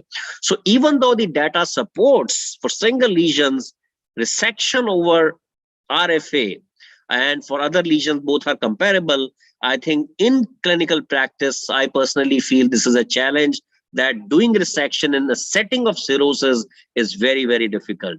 So in a non-cirrhotic, yes, resection is the treatment of choice. But for a cirrhotic liver, doing resection with the risk of post-hepatectomy liver failure is a challenge. Now, the other curative modality, is liver transplant. And again, I think there are a lot of changes which have happened. We have faculty from US here.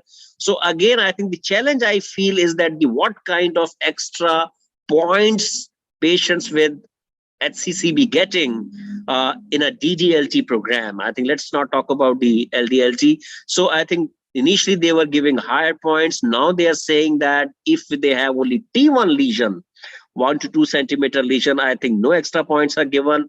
If they have T2 lesion, which is up to 5 centimeter, and after 6 months, they give them the extra points, maybe up to 24, but they are capping it at 34 points. So I think what kind of extra points should be given to them, I think again would be a challenge in a DDLT. Luckily, I think in India, we have a predominantly, I would say, a living donor liver transplant program. There, I think, most of the centers again would take, while they are deciding for liver transplant in HCC, maybe any number or any kind of, size. But then most centers in DDLT would favor these patients to be within Milan criteria, or at the most maybe in the UCSF criteria. Two more things. One is about, the other local regional modalities, like what is the challenge, any challenge on deciding about the TACE, depth TACE and TARE. These are the three modalities what we have. Again, if you have a look at the literature, this is one study which is a little oldish, but then this is what they said, that the depth TACE, drug-eluting beat TACE is better than, the conventional TACE, especially if your performance status is not good and if the child PUG is B, I think there. But then, depth TACE has its own problems.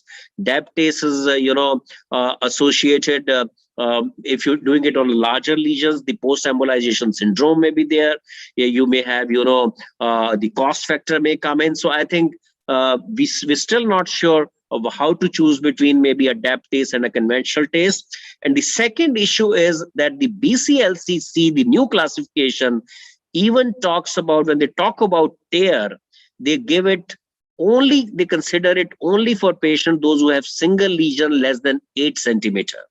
So no, but in clinical practice, I think anybody who has, say, intermediate stage, which means multinodular HCC, and associated with, say, little poor liver function, or if has portal vein thrombosis, partial or main portal vein, we tend to do TARE in them in clinical practice. That's what is it. But the BCLC says that no, the TARE only for a single lesion less than 8 centimeter. This is a new BCLC staging. And why they are saying this is only based on this very recent study, so-called the legacy study, where the benefit of TARE in these patients was shown only if there was a single lesion which was less than 8 centimeter.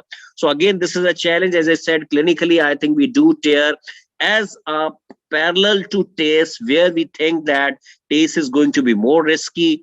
The post-TACE, liver failure chances are more if the patient has portal vein thrombosis. There we tend to do TARE. But then they are recommending TARE only in if they have single lesion less than 8 centimeter. I think this is what we probably need to discuss. Last two things is, one is that the BCLC doesn't talk about the SBRT or stereotactic body radiation therapy or external beam radiotherapy. And the reason they gave is that there are no good randomized controlled trials of SBRT or external beam radiotherapy with other modalities. But I personally feel, and this is again a challenge, or I would say that I think SBRT is a good modality, is a very safe modality, and has its own role, especially in patients, those who are not fit for resection, patients, those who are not fit for, say, even ablation, not fit for liver transplant. I think their SBRT has a definite role. And it also has a role as a bridge to transplant, but as a treatment modality also, I think SBRT has a definite role. I think, but as I said, the BCLC does not talk about this, and the reason they say is the lack of randomized controlled trials. Now it's the era of, the systemic therapy, especially for the intermediate and the advanced, kind of liver disease, the BCLC B and C.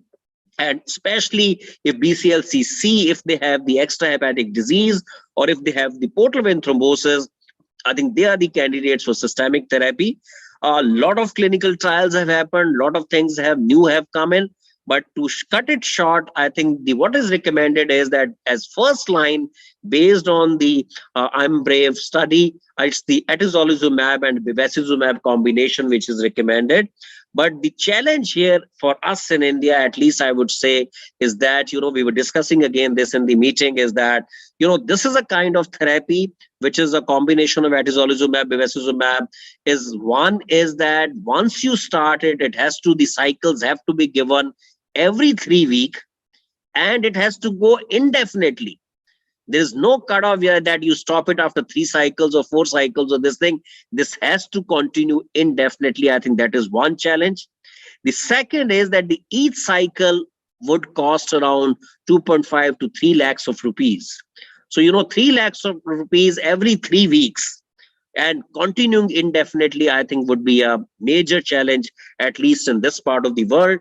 So what the people say, I mean, what is recommended is that if somebody can't afford or is not fit for this, or of this therapy is contraindicated, you can probably give them sorafenib or lenvatinib. And I think this is what we do in most of our patients. And then those who progress on, sorafenib or lenvatinib, I think then there are these second line drugs which are recommended. So I think, as I said, for systemic therapy, even though now the recommendation is the combination of atezo and bevacizumab, I think that's probably not the case with us, and I think this is a major challenge. So I think, ladies and gentlemen, let me summarize what I said in last few minutes is that, I mean, there are much more challenges in HCC, which I have enumerated, as I said in the beginning, but I have tried to give you my thoughts on this. I feel that one of the challenges is that there is a changing epidemiology which is happening. Hepatitis as a cause of HCC is going down. Alcohol and NASH is going up. And because of this, we are seeing more and more patients of HCC, those who do not have cirrhosis. So HCC occurring in a non-cirrhotic setting. So there, I personally feel the challenge is about the screening and the surveillance. You have 25 to 30% of the general population globally having fatty liver disease. How can you screen them? How can you put them on surveillance? So I think that's the major thing. And the other is about the modality of the surveillance. The ultrasound has its limitation, especially in the setting of obesity. And patients with alcohol-associated liver disease and NAFLD are both bound to have obesity. And there, ultrasound is limited by its, efficacy. So then to decide about CT and MR in them, in such a large population, I think it would be a major challenge. So I think that was not my topic, but then, as I said, this was very, very important. I thought, let me talk about this. Regarding the diagnosis and treatment, I showed you some challenges. Though LIRADS have done it uniformly, it has, kind of connected the hepatologist and the radiologist, and we have a good classification. But LIRADS again has some challenges, especially LR3, which I said. LR3, where they said you just wait and watch, but then there are chances that these patients actually could be malignant. So I think whether we should biopsy them or not. And if biopsy again, other than the setting of non-cirrhotic LR3, and other than this, I think biopsy has its own limitations. So I think liquid biopsy is coming up in a big way. Staging, I told you about the new BCLC and the some of the limitations of that. And again, I think the treatment, I have given you some of the challenges. So with that, I think I'd like to close and will be happy to take any questions. Thank you very much for your kind attention. Thank you very much. It's been wonderful about both the challenges which you have put and the unmet needs. And you'll have the question and answers later. I will hand over to Dr. Chandrasekhar. Over to you, Chandrasekhar. Thank you, Professor Rao and Professor the Ajay. Normally, people, they don't want to take challenges, but you've taken more challenges than more than 10 challenges. I'm very glad that you covered them very nicely. And we'll move on to the third lecture. Before that, I may ask Dr. Murthy Badiga to introduce the speaker. No, I want to. Can you just unshare it, but stop sharing? I will just have to introduce the speaker.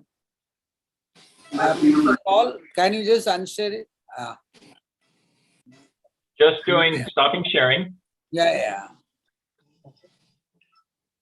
Hello. Yeah. You are going to. Yes, I'm going to introduce Professor Dr. Paul Kwok. He's a professor of medicine and director of hepatology at Stanford University. And he's a member of the Development Committee, American Association of Study of Liver Disease, member of the editorial board, Journal of Clinical Gastroenterology, member Board of Trustees, American College of Gastroenterology, authored the SCG Clinical Guidelines, Evaluation of Abnormal Liver Chemistries. And it's a pleasure to have this distinguished professor to talk about transplant management. Thank you so much.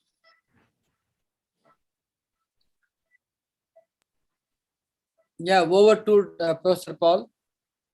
Okay, just a second here.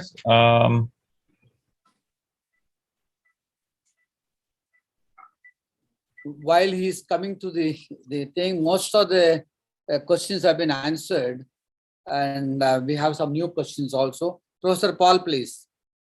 Yes, can you see my screen? Yeah, fantastic. Okay, so thank you so much for the kind invitation, and we're going to spend the next 20 minutes or so going over some of the liver transplantation medical aspects. And I want to cover 10 what I think are particularly relevant challenges that we face in 2021, and we will certainly face moving forward through 2022 as well.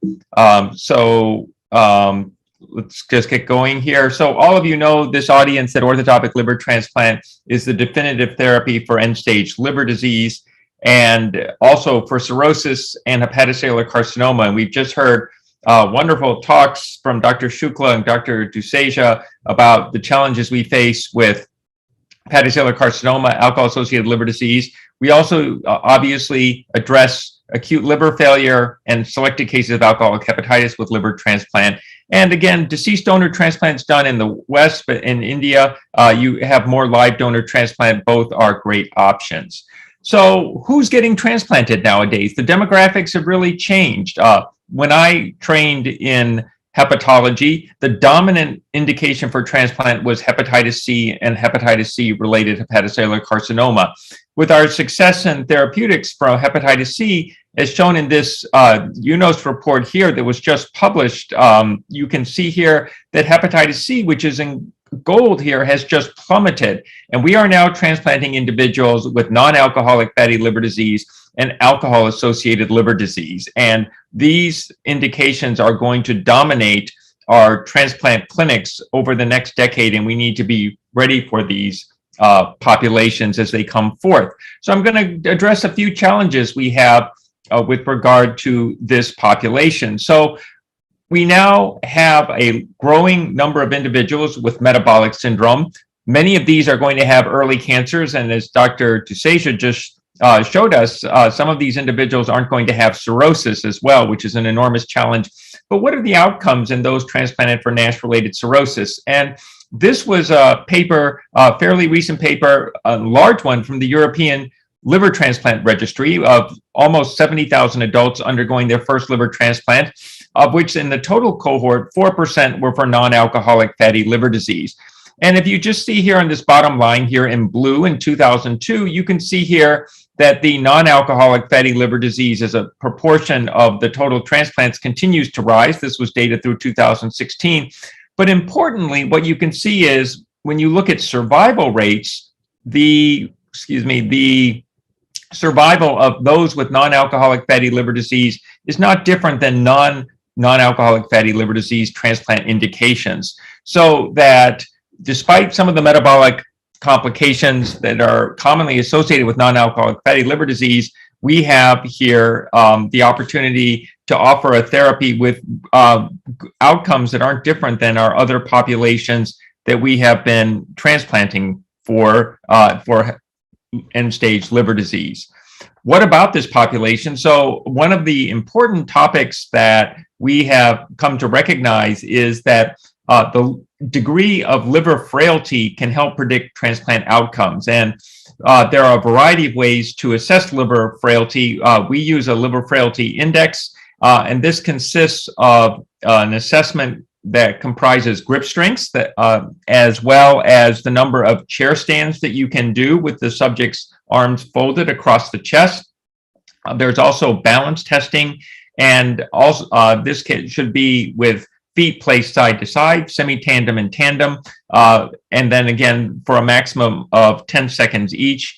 The people who have, if you will, high frailty scores typically are those with poor caloric intake, low physical activity, and sarcopenia. These are all components of frailty, and sarcopenic visceral obesity is certainly a problem we see, particularly in the NAFLD patient population. We can assess this also. We have CT methods to measure the skeletal muscle index, as well as to obtain what we call a visceral to subcutaneous adipose tissue ratio.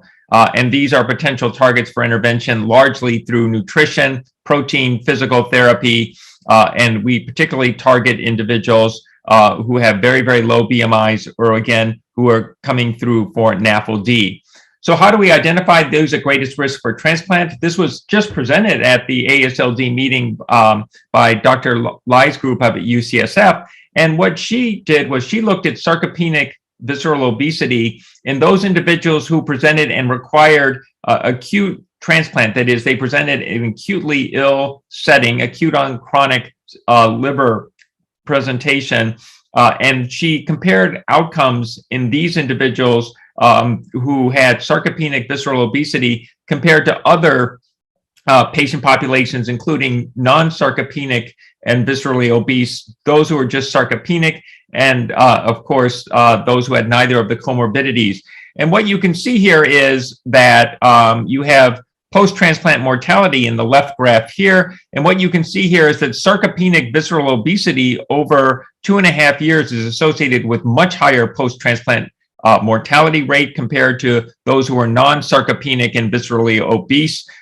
In addition, if you look at the cumulative incidence of post-transplant mortality in the right graph, again, those who are sarcopenic with visceral obesity, and again, this is going to be our NAFLD population, have the highest transplant mortality. And so we need better interventions in our NAFLD population to make sure that these individuals who are going to be coming to transplant in much greater numbers can have transplant outcomes that are going to be comparable to those with non-NAFLD indications for transplant.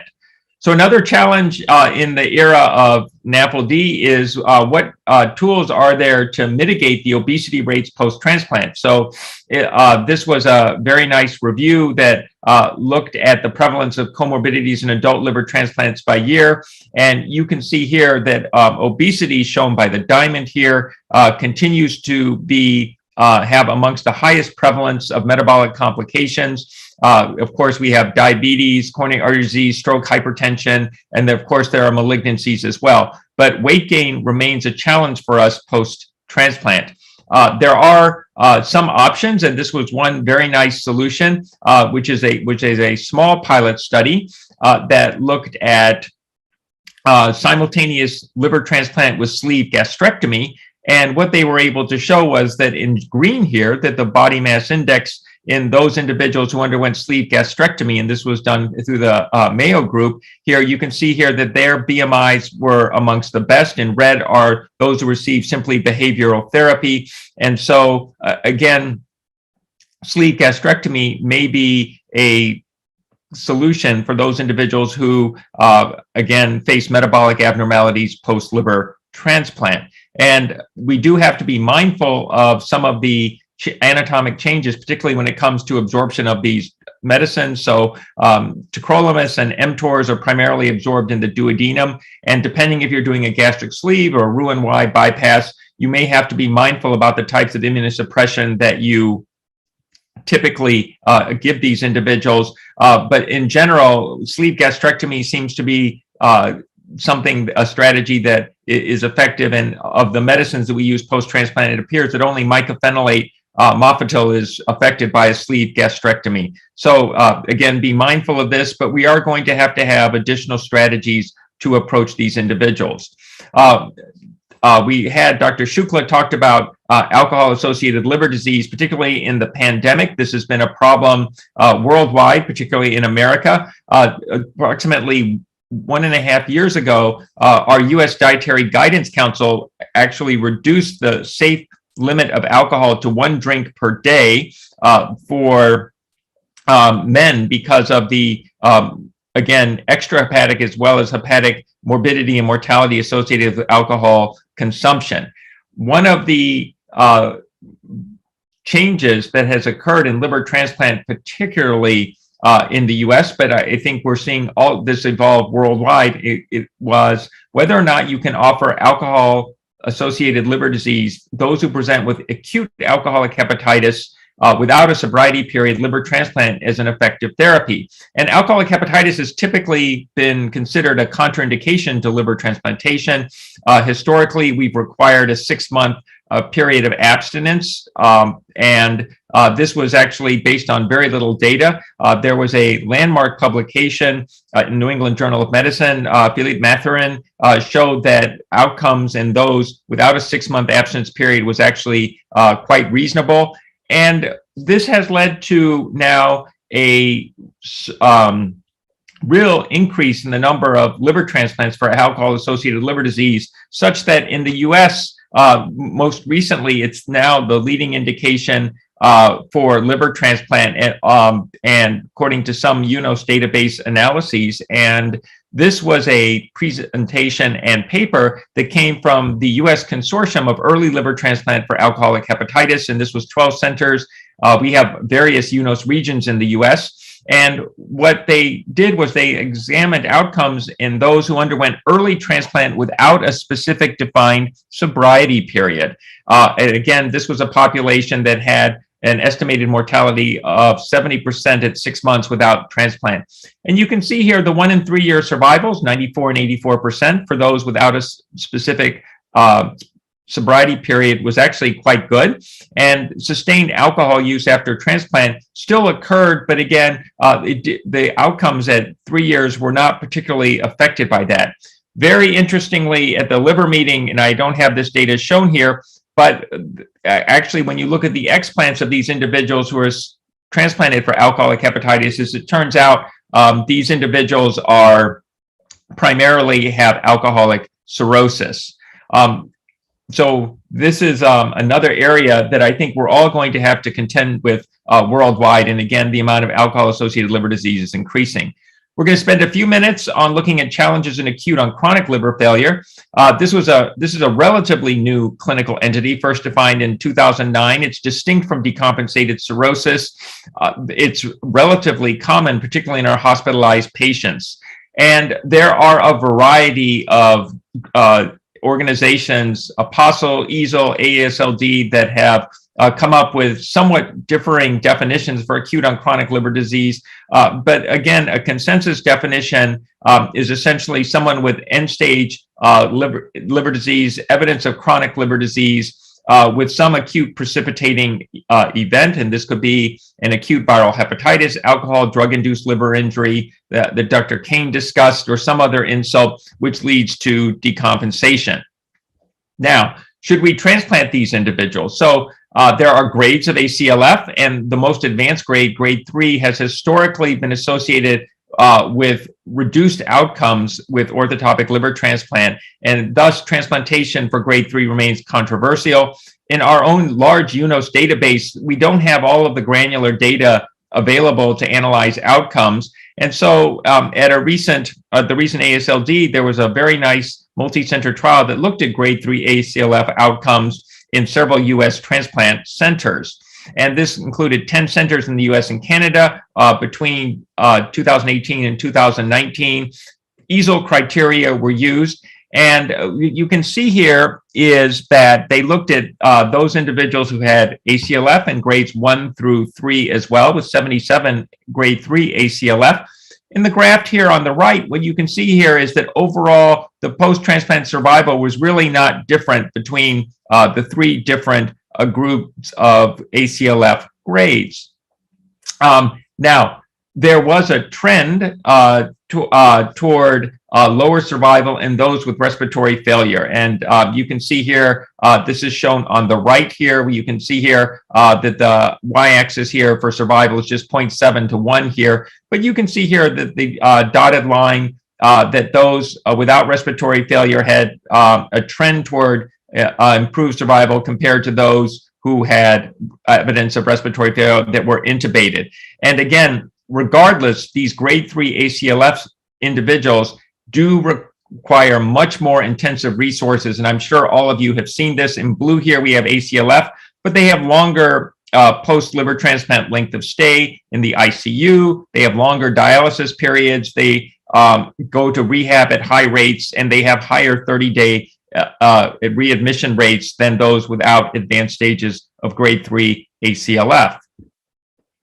So another very interesting question is, if outcomes are okay or good, why aren't we transplanting more for ACLF? So this is a study that came from Europe that looked at ACLF outcomes, and they did this in 20 European transplant centers in 8 countries, and they looked at whether or not the variability in transplant activity could be explained by any of the transplant practices that are seen in these busy, large transplant centers.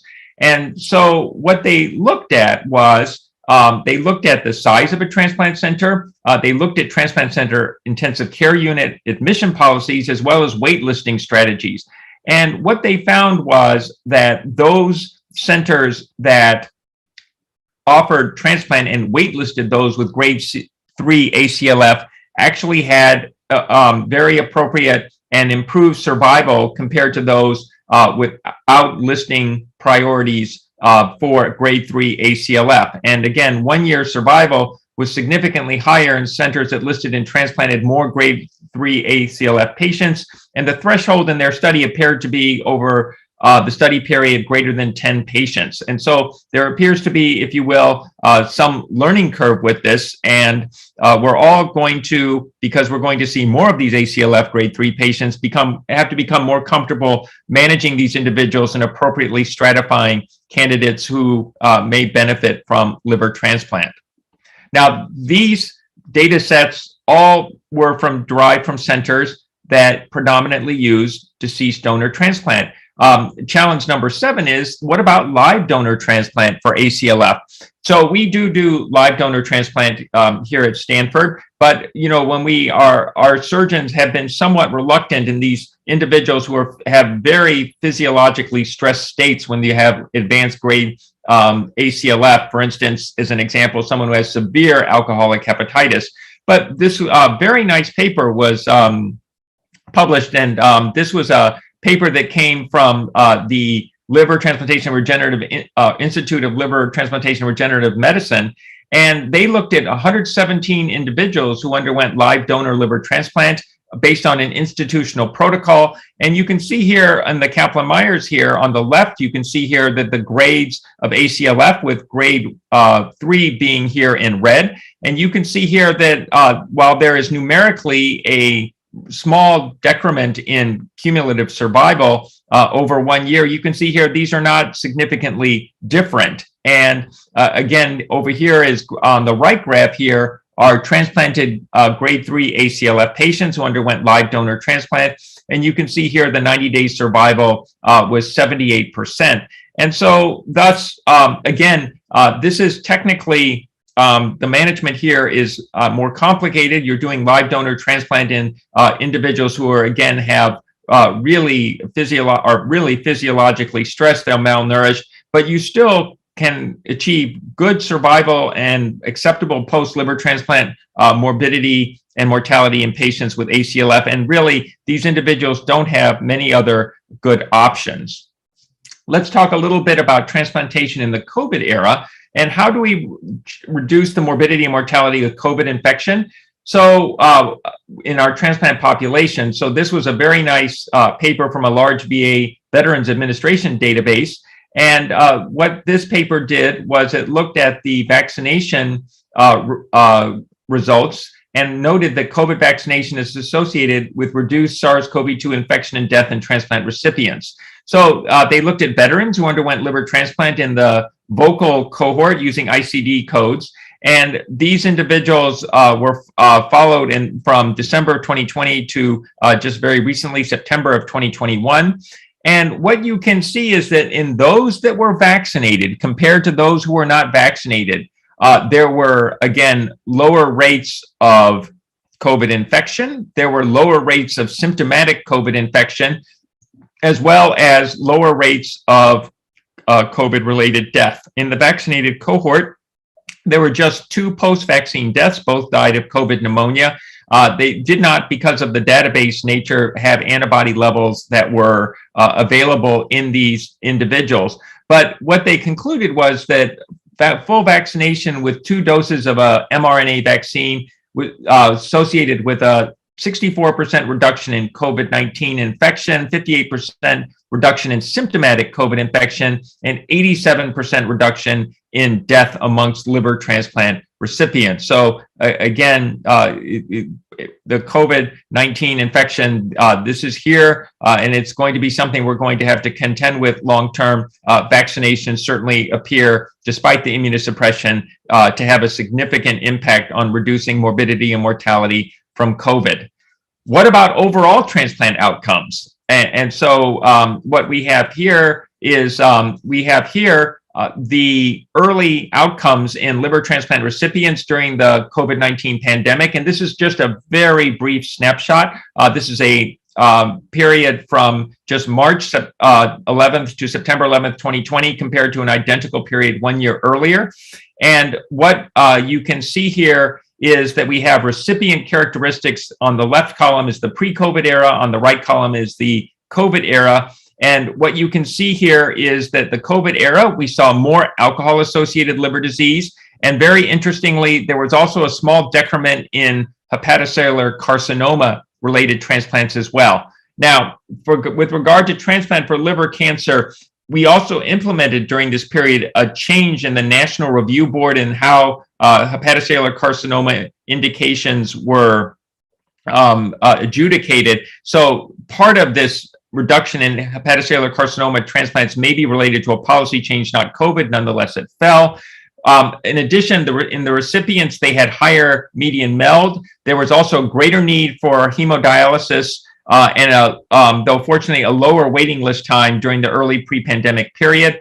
What about the deceased donors that were used? The donors had higher BMIs and higher donor risk indices as well. So all of this translated to a small decrement in graft and patient survival at 90 days. It was significantly, significant. And again, because the UNOS database is so large, even though small differences are usually statistically significant.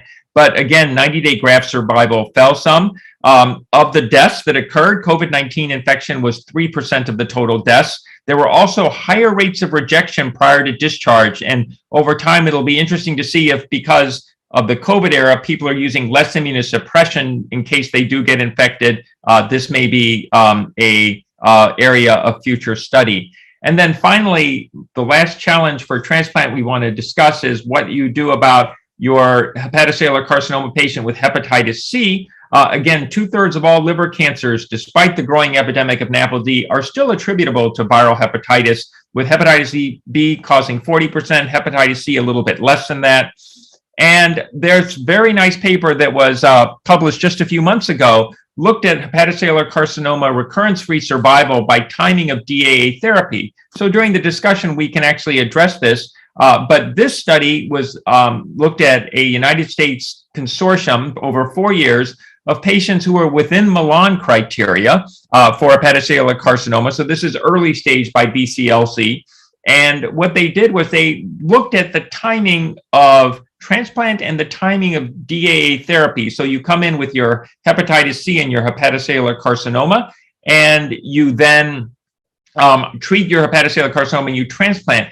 And what they found was when they looked at 3 strategies, which was treating hepatitis C prior to transplant, treating hepatitis C just after transplant, 0 to 3 months, or after 3 months, that immediately post-transplant initiating DAA therapy was associated with the best outcomes here. And this is the strategy that we have largely adapted here in the US and at Stanford. That is, we don't usually to treat the individuals before transplant for their hepatitis C. We also use HCD-RNA nucleic acid positive donors as well. So anyway, the important take-home message here is that treatment of hepatitis C immediately post-transplant seems to be associated with the lowest rate of hepatocellular carcinoma recurrence and those who meet Milan criteria going into transplant.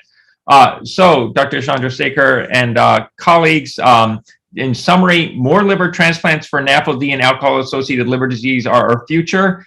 The early COVID era is associated with fewer transplants and slightly higher risk organs and lower graft survival.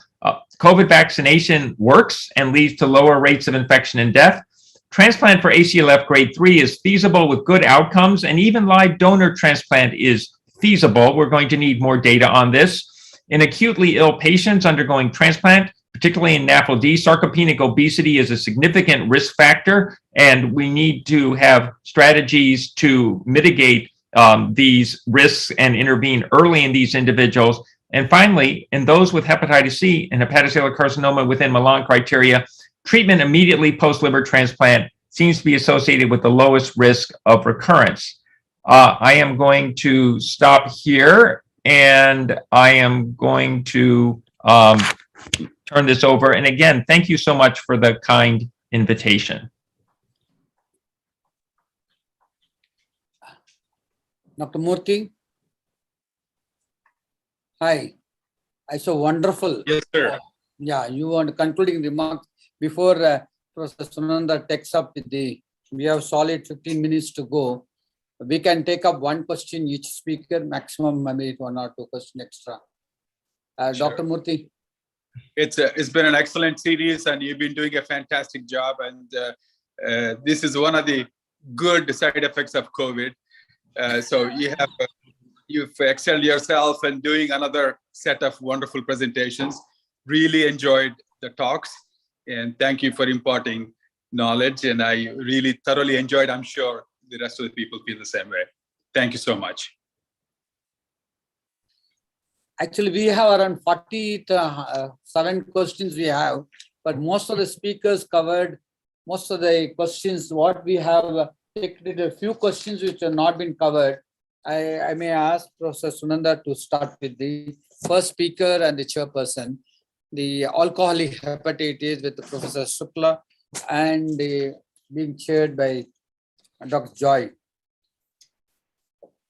And so there is an important question. I want to just pass it on to Professor Sunanda. You can take up with the speakers how to differentiate sepsis with the SIRS in severe alcoholic hepatitis.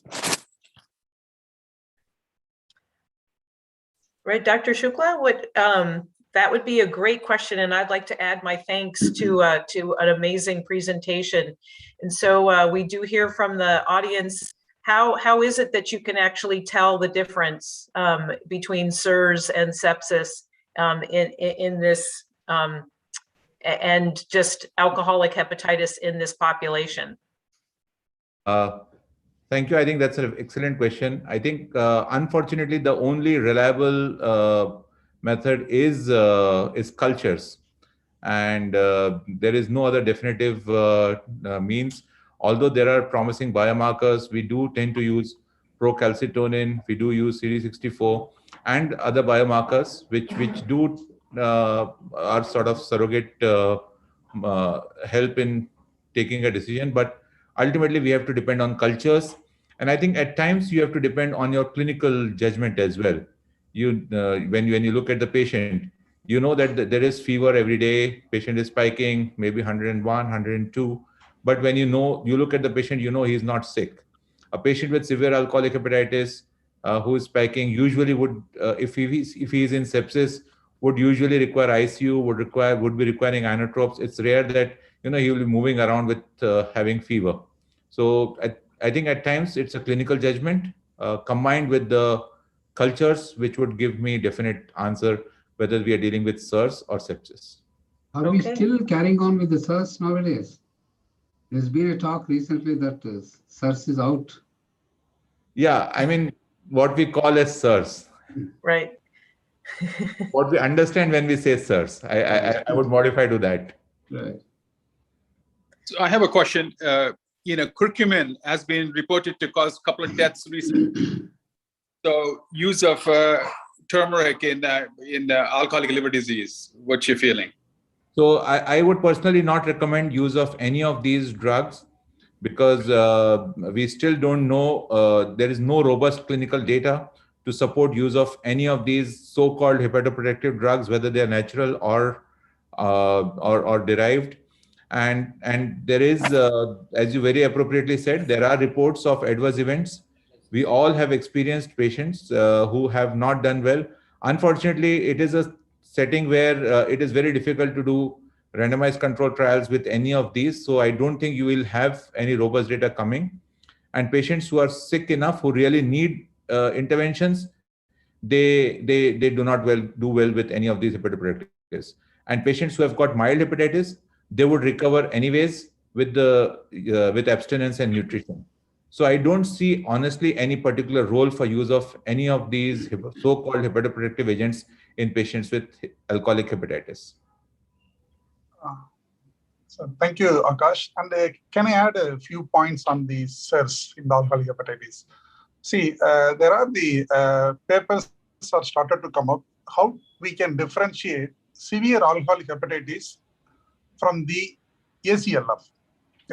So now there is because if you look into that, both the condition, ACLF, ethanol-related ACLF, as well as the severe alcoholic hepatitis, the inflammatory markers plays a major role. The PREDICT studies also come to the point for the inflammatory markers and the bacterial translocation. So if you look into the therapeutic option also, more or less whatever the trials are going for the ACLF, same the treatment, the trials they are started to apply into the trial for severe alcoholic hepatitis. So the inflammatory SIRS plays a major role in severe alcoholic hepatitis. And to prevent the bacterial translocated, the sepsis formation, almost all the severe alcoholic hepatitis patients nowadays started with antibiotics. So that trial also shows the more favor for the antibiotic usage in the severe alcoholic hepatitis. So the sepsis per se is, as Dr. Akash mentioned, culture plays major role. But in severe alcoholic hepatitis patient, if they goes for the culture proven, the sepsis related condition, the outcome will be poor. So better we have to give the prophylactic IV antibiotics. Yeah, so I would agree completely with Joy that we would start empirical antibiotics in patients where this differentiation is important, where we are not sure whether we are dealing with SIRS or we are dealing with sepsis until the culture reports come in, and if there is a dilemma, that is very appropriate. And with regards to the other point, I think that is also important, the differentiation between pure alcoholic hepatitis versus ACLF. And I think that is also one of the dilemmas which we sometimes have, whether the patient is developing something like subacute liver failure because of severe alcoholic hepatitis, or it is acute and chronic liver failure. But usually this answer is you get when you do a liver biopsy. And I think that is something which we of late have become much more used to and confident in doing. And almost all our patients now with severe alcoholic hepatitis, where we are considering steroids, we would do a liver biopsy. Okay, Professor Sunanda, you want to take up the second speaker question?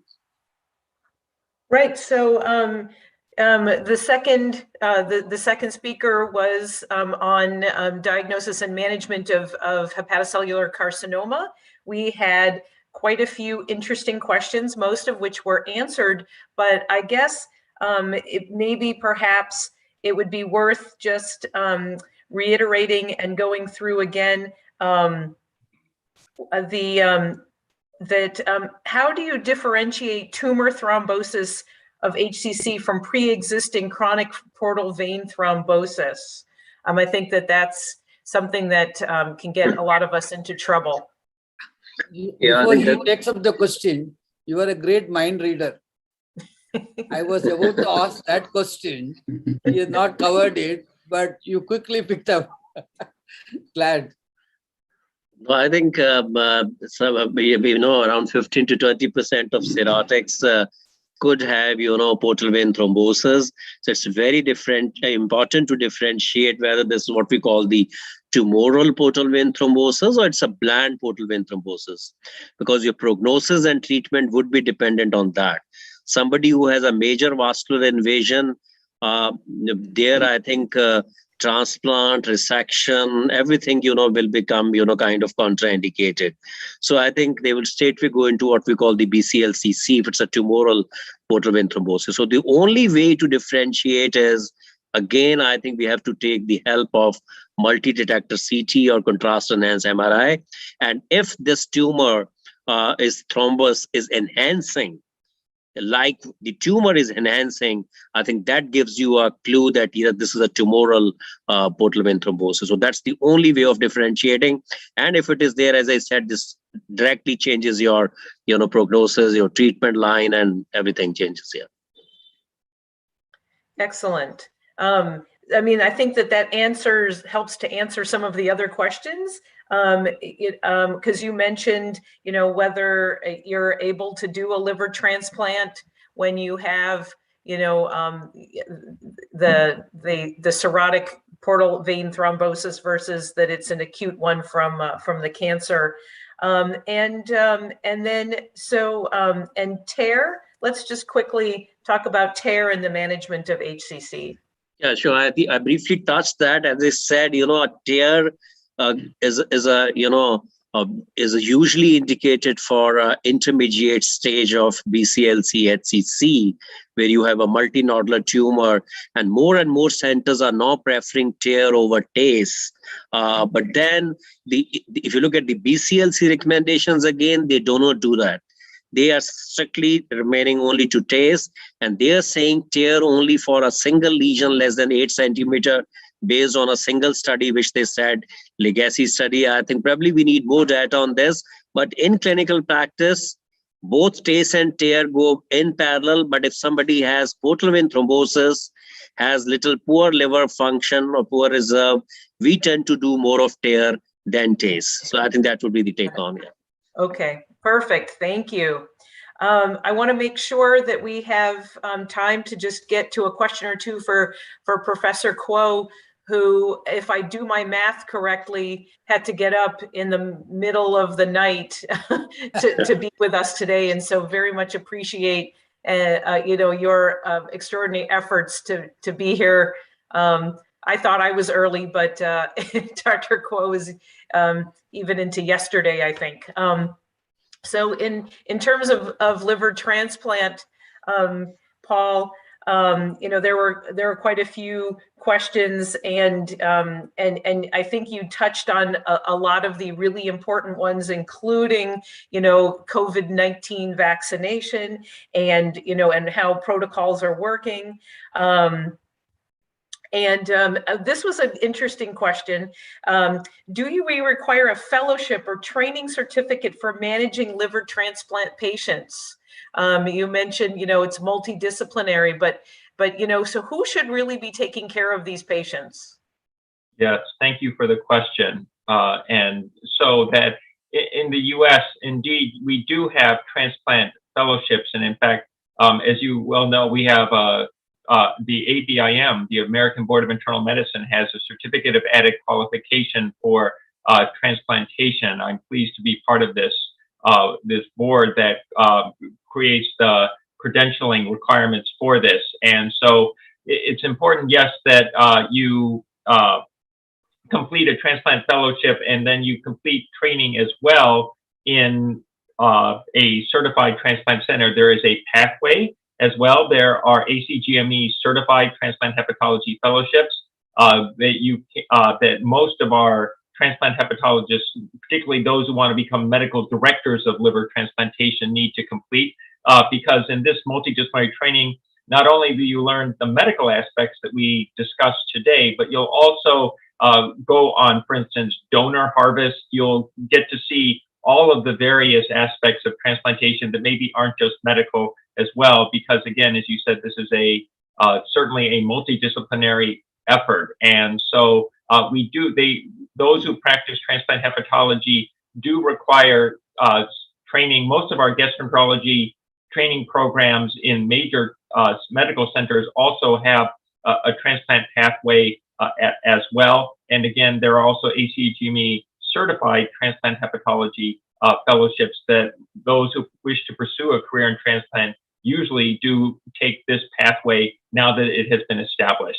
For the older people, and I put myself in this category, this wasn't present at the time. So I hate to think of myself as a grandfather, but we grandfathered in. Okay, and I grandmothered in. When I had, in the old days when I had to do liver. So and another that relates here is that should the immediate post-transplant period care be done by an intensivist or a trained transplant hepatologist, or is there room for both? No, it is both. And it's a real team effort. And I think if I bet if we poll all of the individuals here and who are attending the conference, many of whom, are in very busy large transplant centers, what they'll tell you also is that it is such a multidisciplinary specialty that you are working with intensivists who have an interest in transplant, who understand the physiology. And I'm sure they'll tell you that it makes a huge difference if you have you may be managing the immunosuppression, some of the hepatic-related complications with your surgical colleagues, but having intensivists on board, anesthesiologists, critical care specialists who understand all of the physiologic changes that occur in the setting of this enormously vasodilated state that we go into prior to transplant in these individuals who are so sick. And then these individuals get an ischemic organ that has to be reperfused, or if they undergo a live donor transplant. And then to manage these complications, the typical management is done, if you will, with co-rounding with our surgical colleagues, the hepatologists, maybe in the immediate post-transplant period, not so much with the day-to-day management, but we weigh in on all of the hepatologic issues and, of course, our critical care colleagues. In other words, it takes a village. Excellent. And so I just want to double back to Dr. Chandrasekhar and ask whether we have other questions from the chat box and figure out how many more minutes we actually have for keeping our experts. I hope that the faculty would wait for 5 more minutes, one more round of questions to all three speakers, then we can wind up. We'll have official vote of thanks. So you can take up 3 more questions, 1 to each speaker, and any remarks from chairperson also. Sure. So so back to Dr. Shukla. That we had this discussion about how to tell it's sepsis from alcoholic hepatitis. Do you want to just give us very quickly maybe the number one thing that you see that we do wrong, that you would like to see us do better, or to see more education that we really need to change? I think that's a difficult one, but one of the things which I have seen very frequently happening is when a patient with alcoholic hepatitis comes with alcohol withdrawal, very often they're given benzodiazepines. And I think that is something which we need to be really very, very careful about, because benzodiazepines are metabolized in the liver, and then they will circulate in the blood for a very long time. And the patient will then be in persistent encephalopathy, drowsy for a very long time. And very often we then have to intubate them and keep them on ventilatory support. So we have to be very careful about benzodiazepines, even the short-acting ones in patients with severe cirrhosis. So I think that is one thing which I would strongly advise everybody to be very careful about. Got it. Well, that's very clinically relevant and very helpful. And I'll add my thanks for your being here and giving us a wonderful presentation today. Dr. D'Souza, we talked about hepatocellular carcinoma. We talked about TACE and RFA. Can we just go back and talk very quickly about the indeterminate, the indeterminate lesion, and parallel to that, the indications and contraindications for FNA if this is suspected or indeterminate? Where are we with that sort of management? Yeah, I think that's a very important question. Again, I mean, we would have lesions who would not have what we call the typical radiology. So in a cirrhotic background, if there's a nodule which is indeterminate, say LR3, which I said, so ideally they need to be, and especially they turn out to remain indeterminate on a second radiology. So the recommendation is that the first radiology is indeterminate, you go to a second radiology. And if you have facility for the hepatocyte specific MR, which is little better than the routine MR, you can even do that. But still, if you're drawing a blank, I think there is a role of tissue diagnosis. So it could be FNA-C or FNA-B. People put more money on FNA-B or biopsy, but then having said that, it's not free of complications. Pain, bleeding, and tumor seeding is the major issue. So that's why I think people kind of, avoid doing FNA or FNA-B. But then if it has to be done, it has to be done. This is the only indication. So a non-cirrhotic liver would always require a tissue diagnosis. Inconclusive radiology would require a tissue diagnosis. And as I said, now we have more utility of tissue diagnosis telling us about the subtype of HCC, prognosticating, and the kind of determined the systemic therapy based on the mutation and the other studies. So I think there's an emerging role of tissue diagnosis here. Excellent. Thank you. Thank you. And then, Paul, just for your last question here, that I'll ask the same question that I asked of our other colleague, Dr. Shukla. If there was one thing that you wanted to change in terms of your colleagues and the management, either of sending a patient for liver transplant evaluation or in the post-transplant management, is there something that maybe is a pebble in your shoe, or you want to get on your soapbox and say, please don't do this, or please, could you please do that? What would you like to see changed and help educate us? Sure. So I think if I were to say one thing, which is that when you're in clinic and you have a patient who has a decompensated episode or some episode of decompensation, you should immediately think to yourself whether or not these individuals may be appropriate transplant candidates. That's the time to think of it. We never mind seeing the patients if they're a bit early. That's okay, because we can identify many aspects of their care, and so that to us is much preferred to receiving, and we still care for them, all of us do, but caring for somebody with cirrhosis who has an acute presentation is much more labor intensive and can sometimes make the evaluation and transplant much more challenging than if we've seen patients previously. And so if I were to say one thing, if when a patient decompensates, think about transplant, and then reach out to your transplant colleagues to see if this person may be appropriate, get them plugged in. You can still manage them afterward, but then if they do down the road require other interventions such as transplant, we've met them and we can then more readily craft the path forward for the patient. Excellent. Thank you.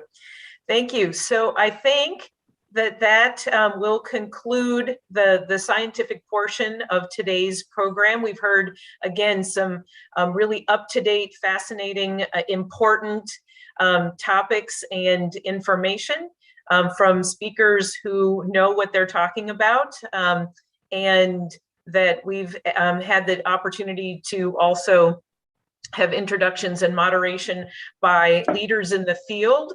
And I'd like to just again thank the organizers for inviting me to be here to moderate and to be part of this amazing educational program. So I'll turn it back over to our esteemed chairman for any last words that he has.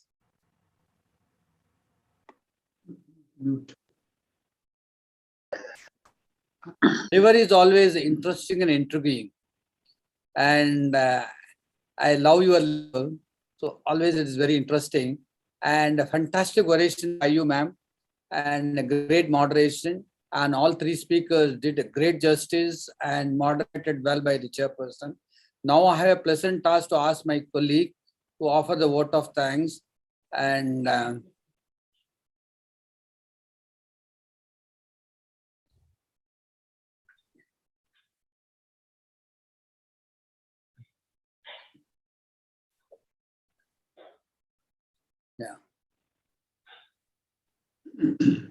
Yeah.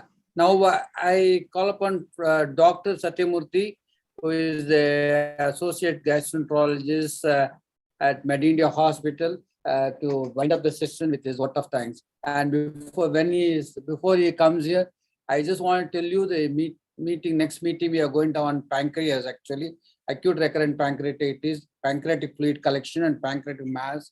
And after that, we are going to have hot debates in gastroenterology, achalasia cardia, and malignant gastro outlet obstruction. And this is what going to be. And I may call upon Dr.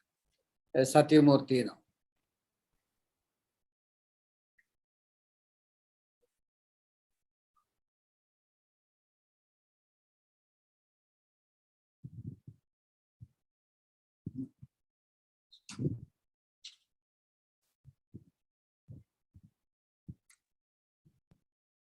Very good evening to one and all. It was indeed a wonderful and inspiring session that we all had today. And now it's my pleasant task to propose a vote of thanks and conclude this webinar on behalf of the organizing committee. Many congratulations to Dr. Professor T.S. Chandrasekhar sir, the organizing chairman and the brainchild of this innovative webinar series, GI Diseases, Impedance and Impetus, 10 challenges and solutions.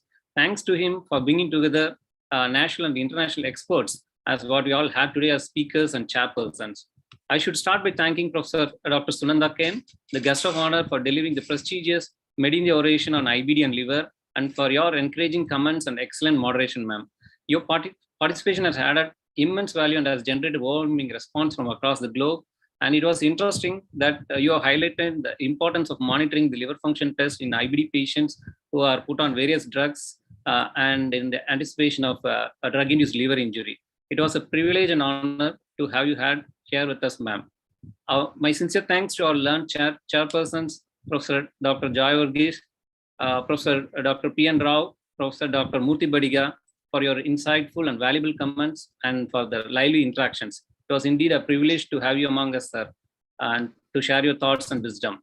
So we are delighted to have with us Professor Dr. Akash Shukla for delivering the excellent lecture on the challenges on severe management of acute severe hepatitis. It was very informative, and thanks for highlighting the importance of nutrition, the addition of N-acetylcysteine steroids, and the impact of infections before and after starting the steroids, role of Lilly models and the Lilly scores, the early liver transplantation, and the role of newer drugs like granulocyte colony stimulating factor and the fecal microbiota transplantation.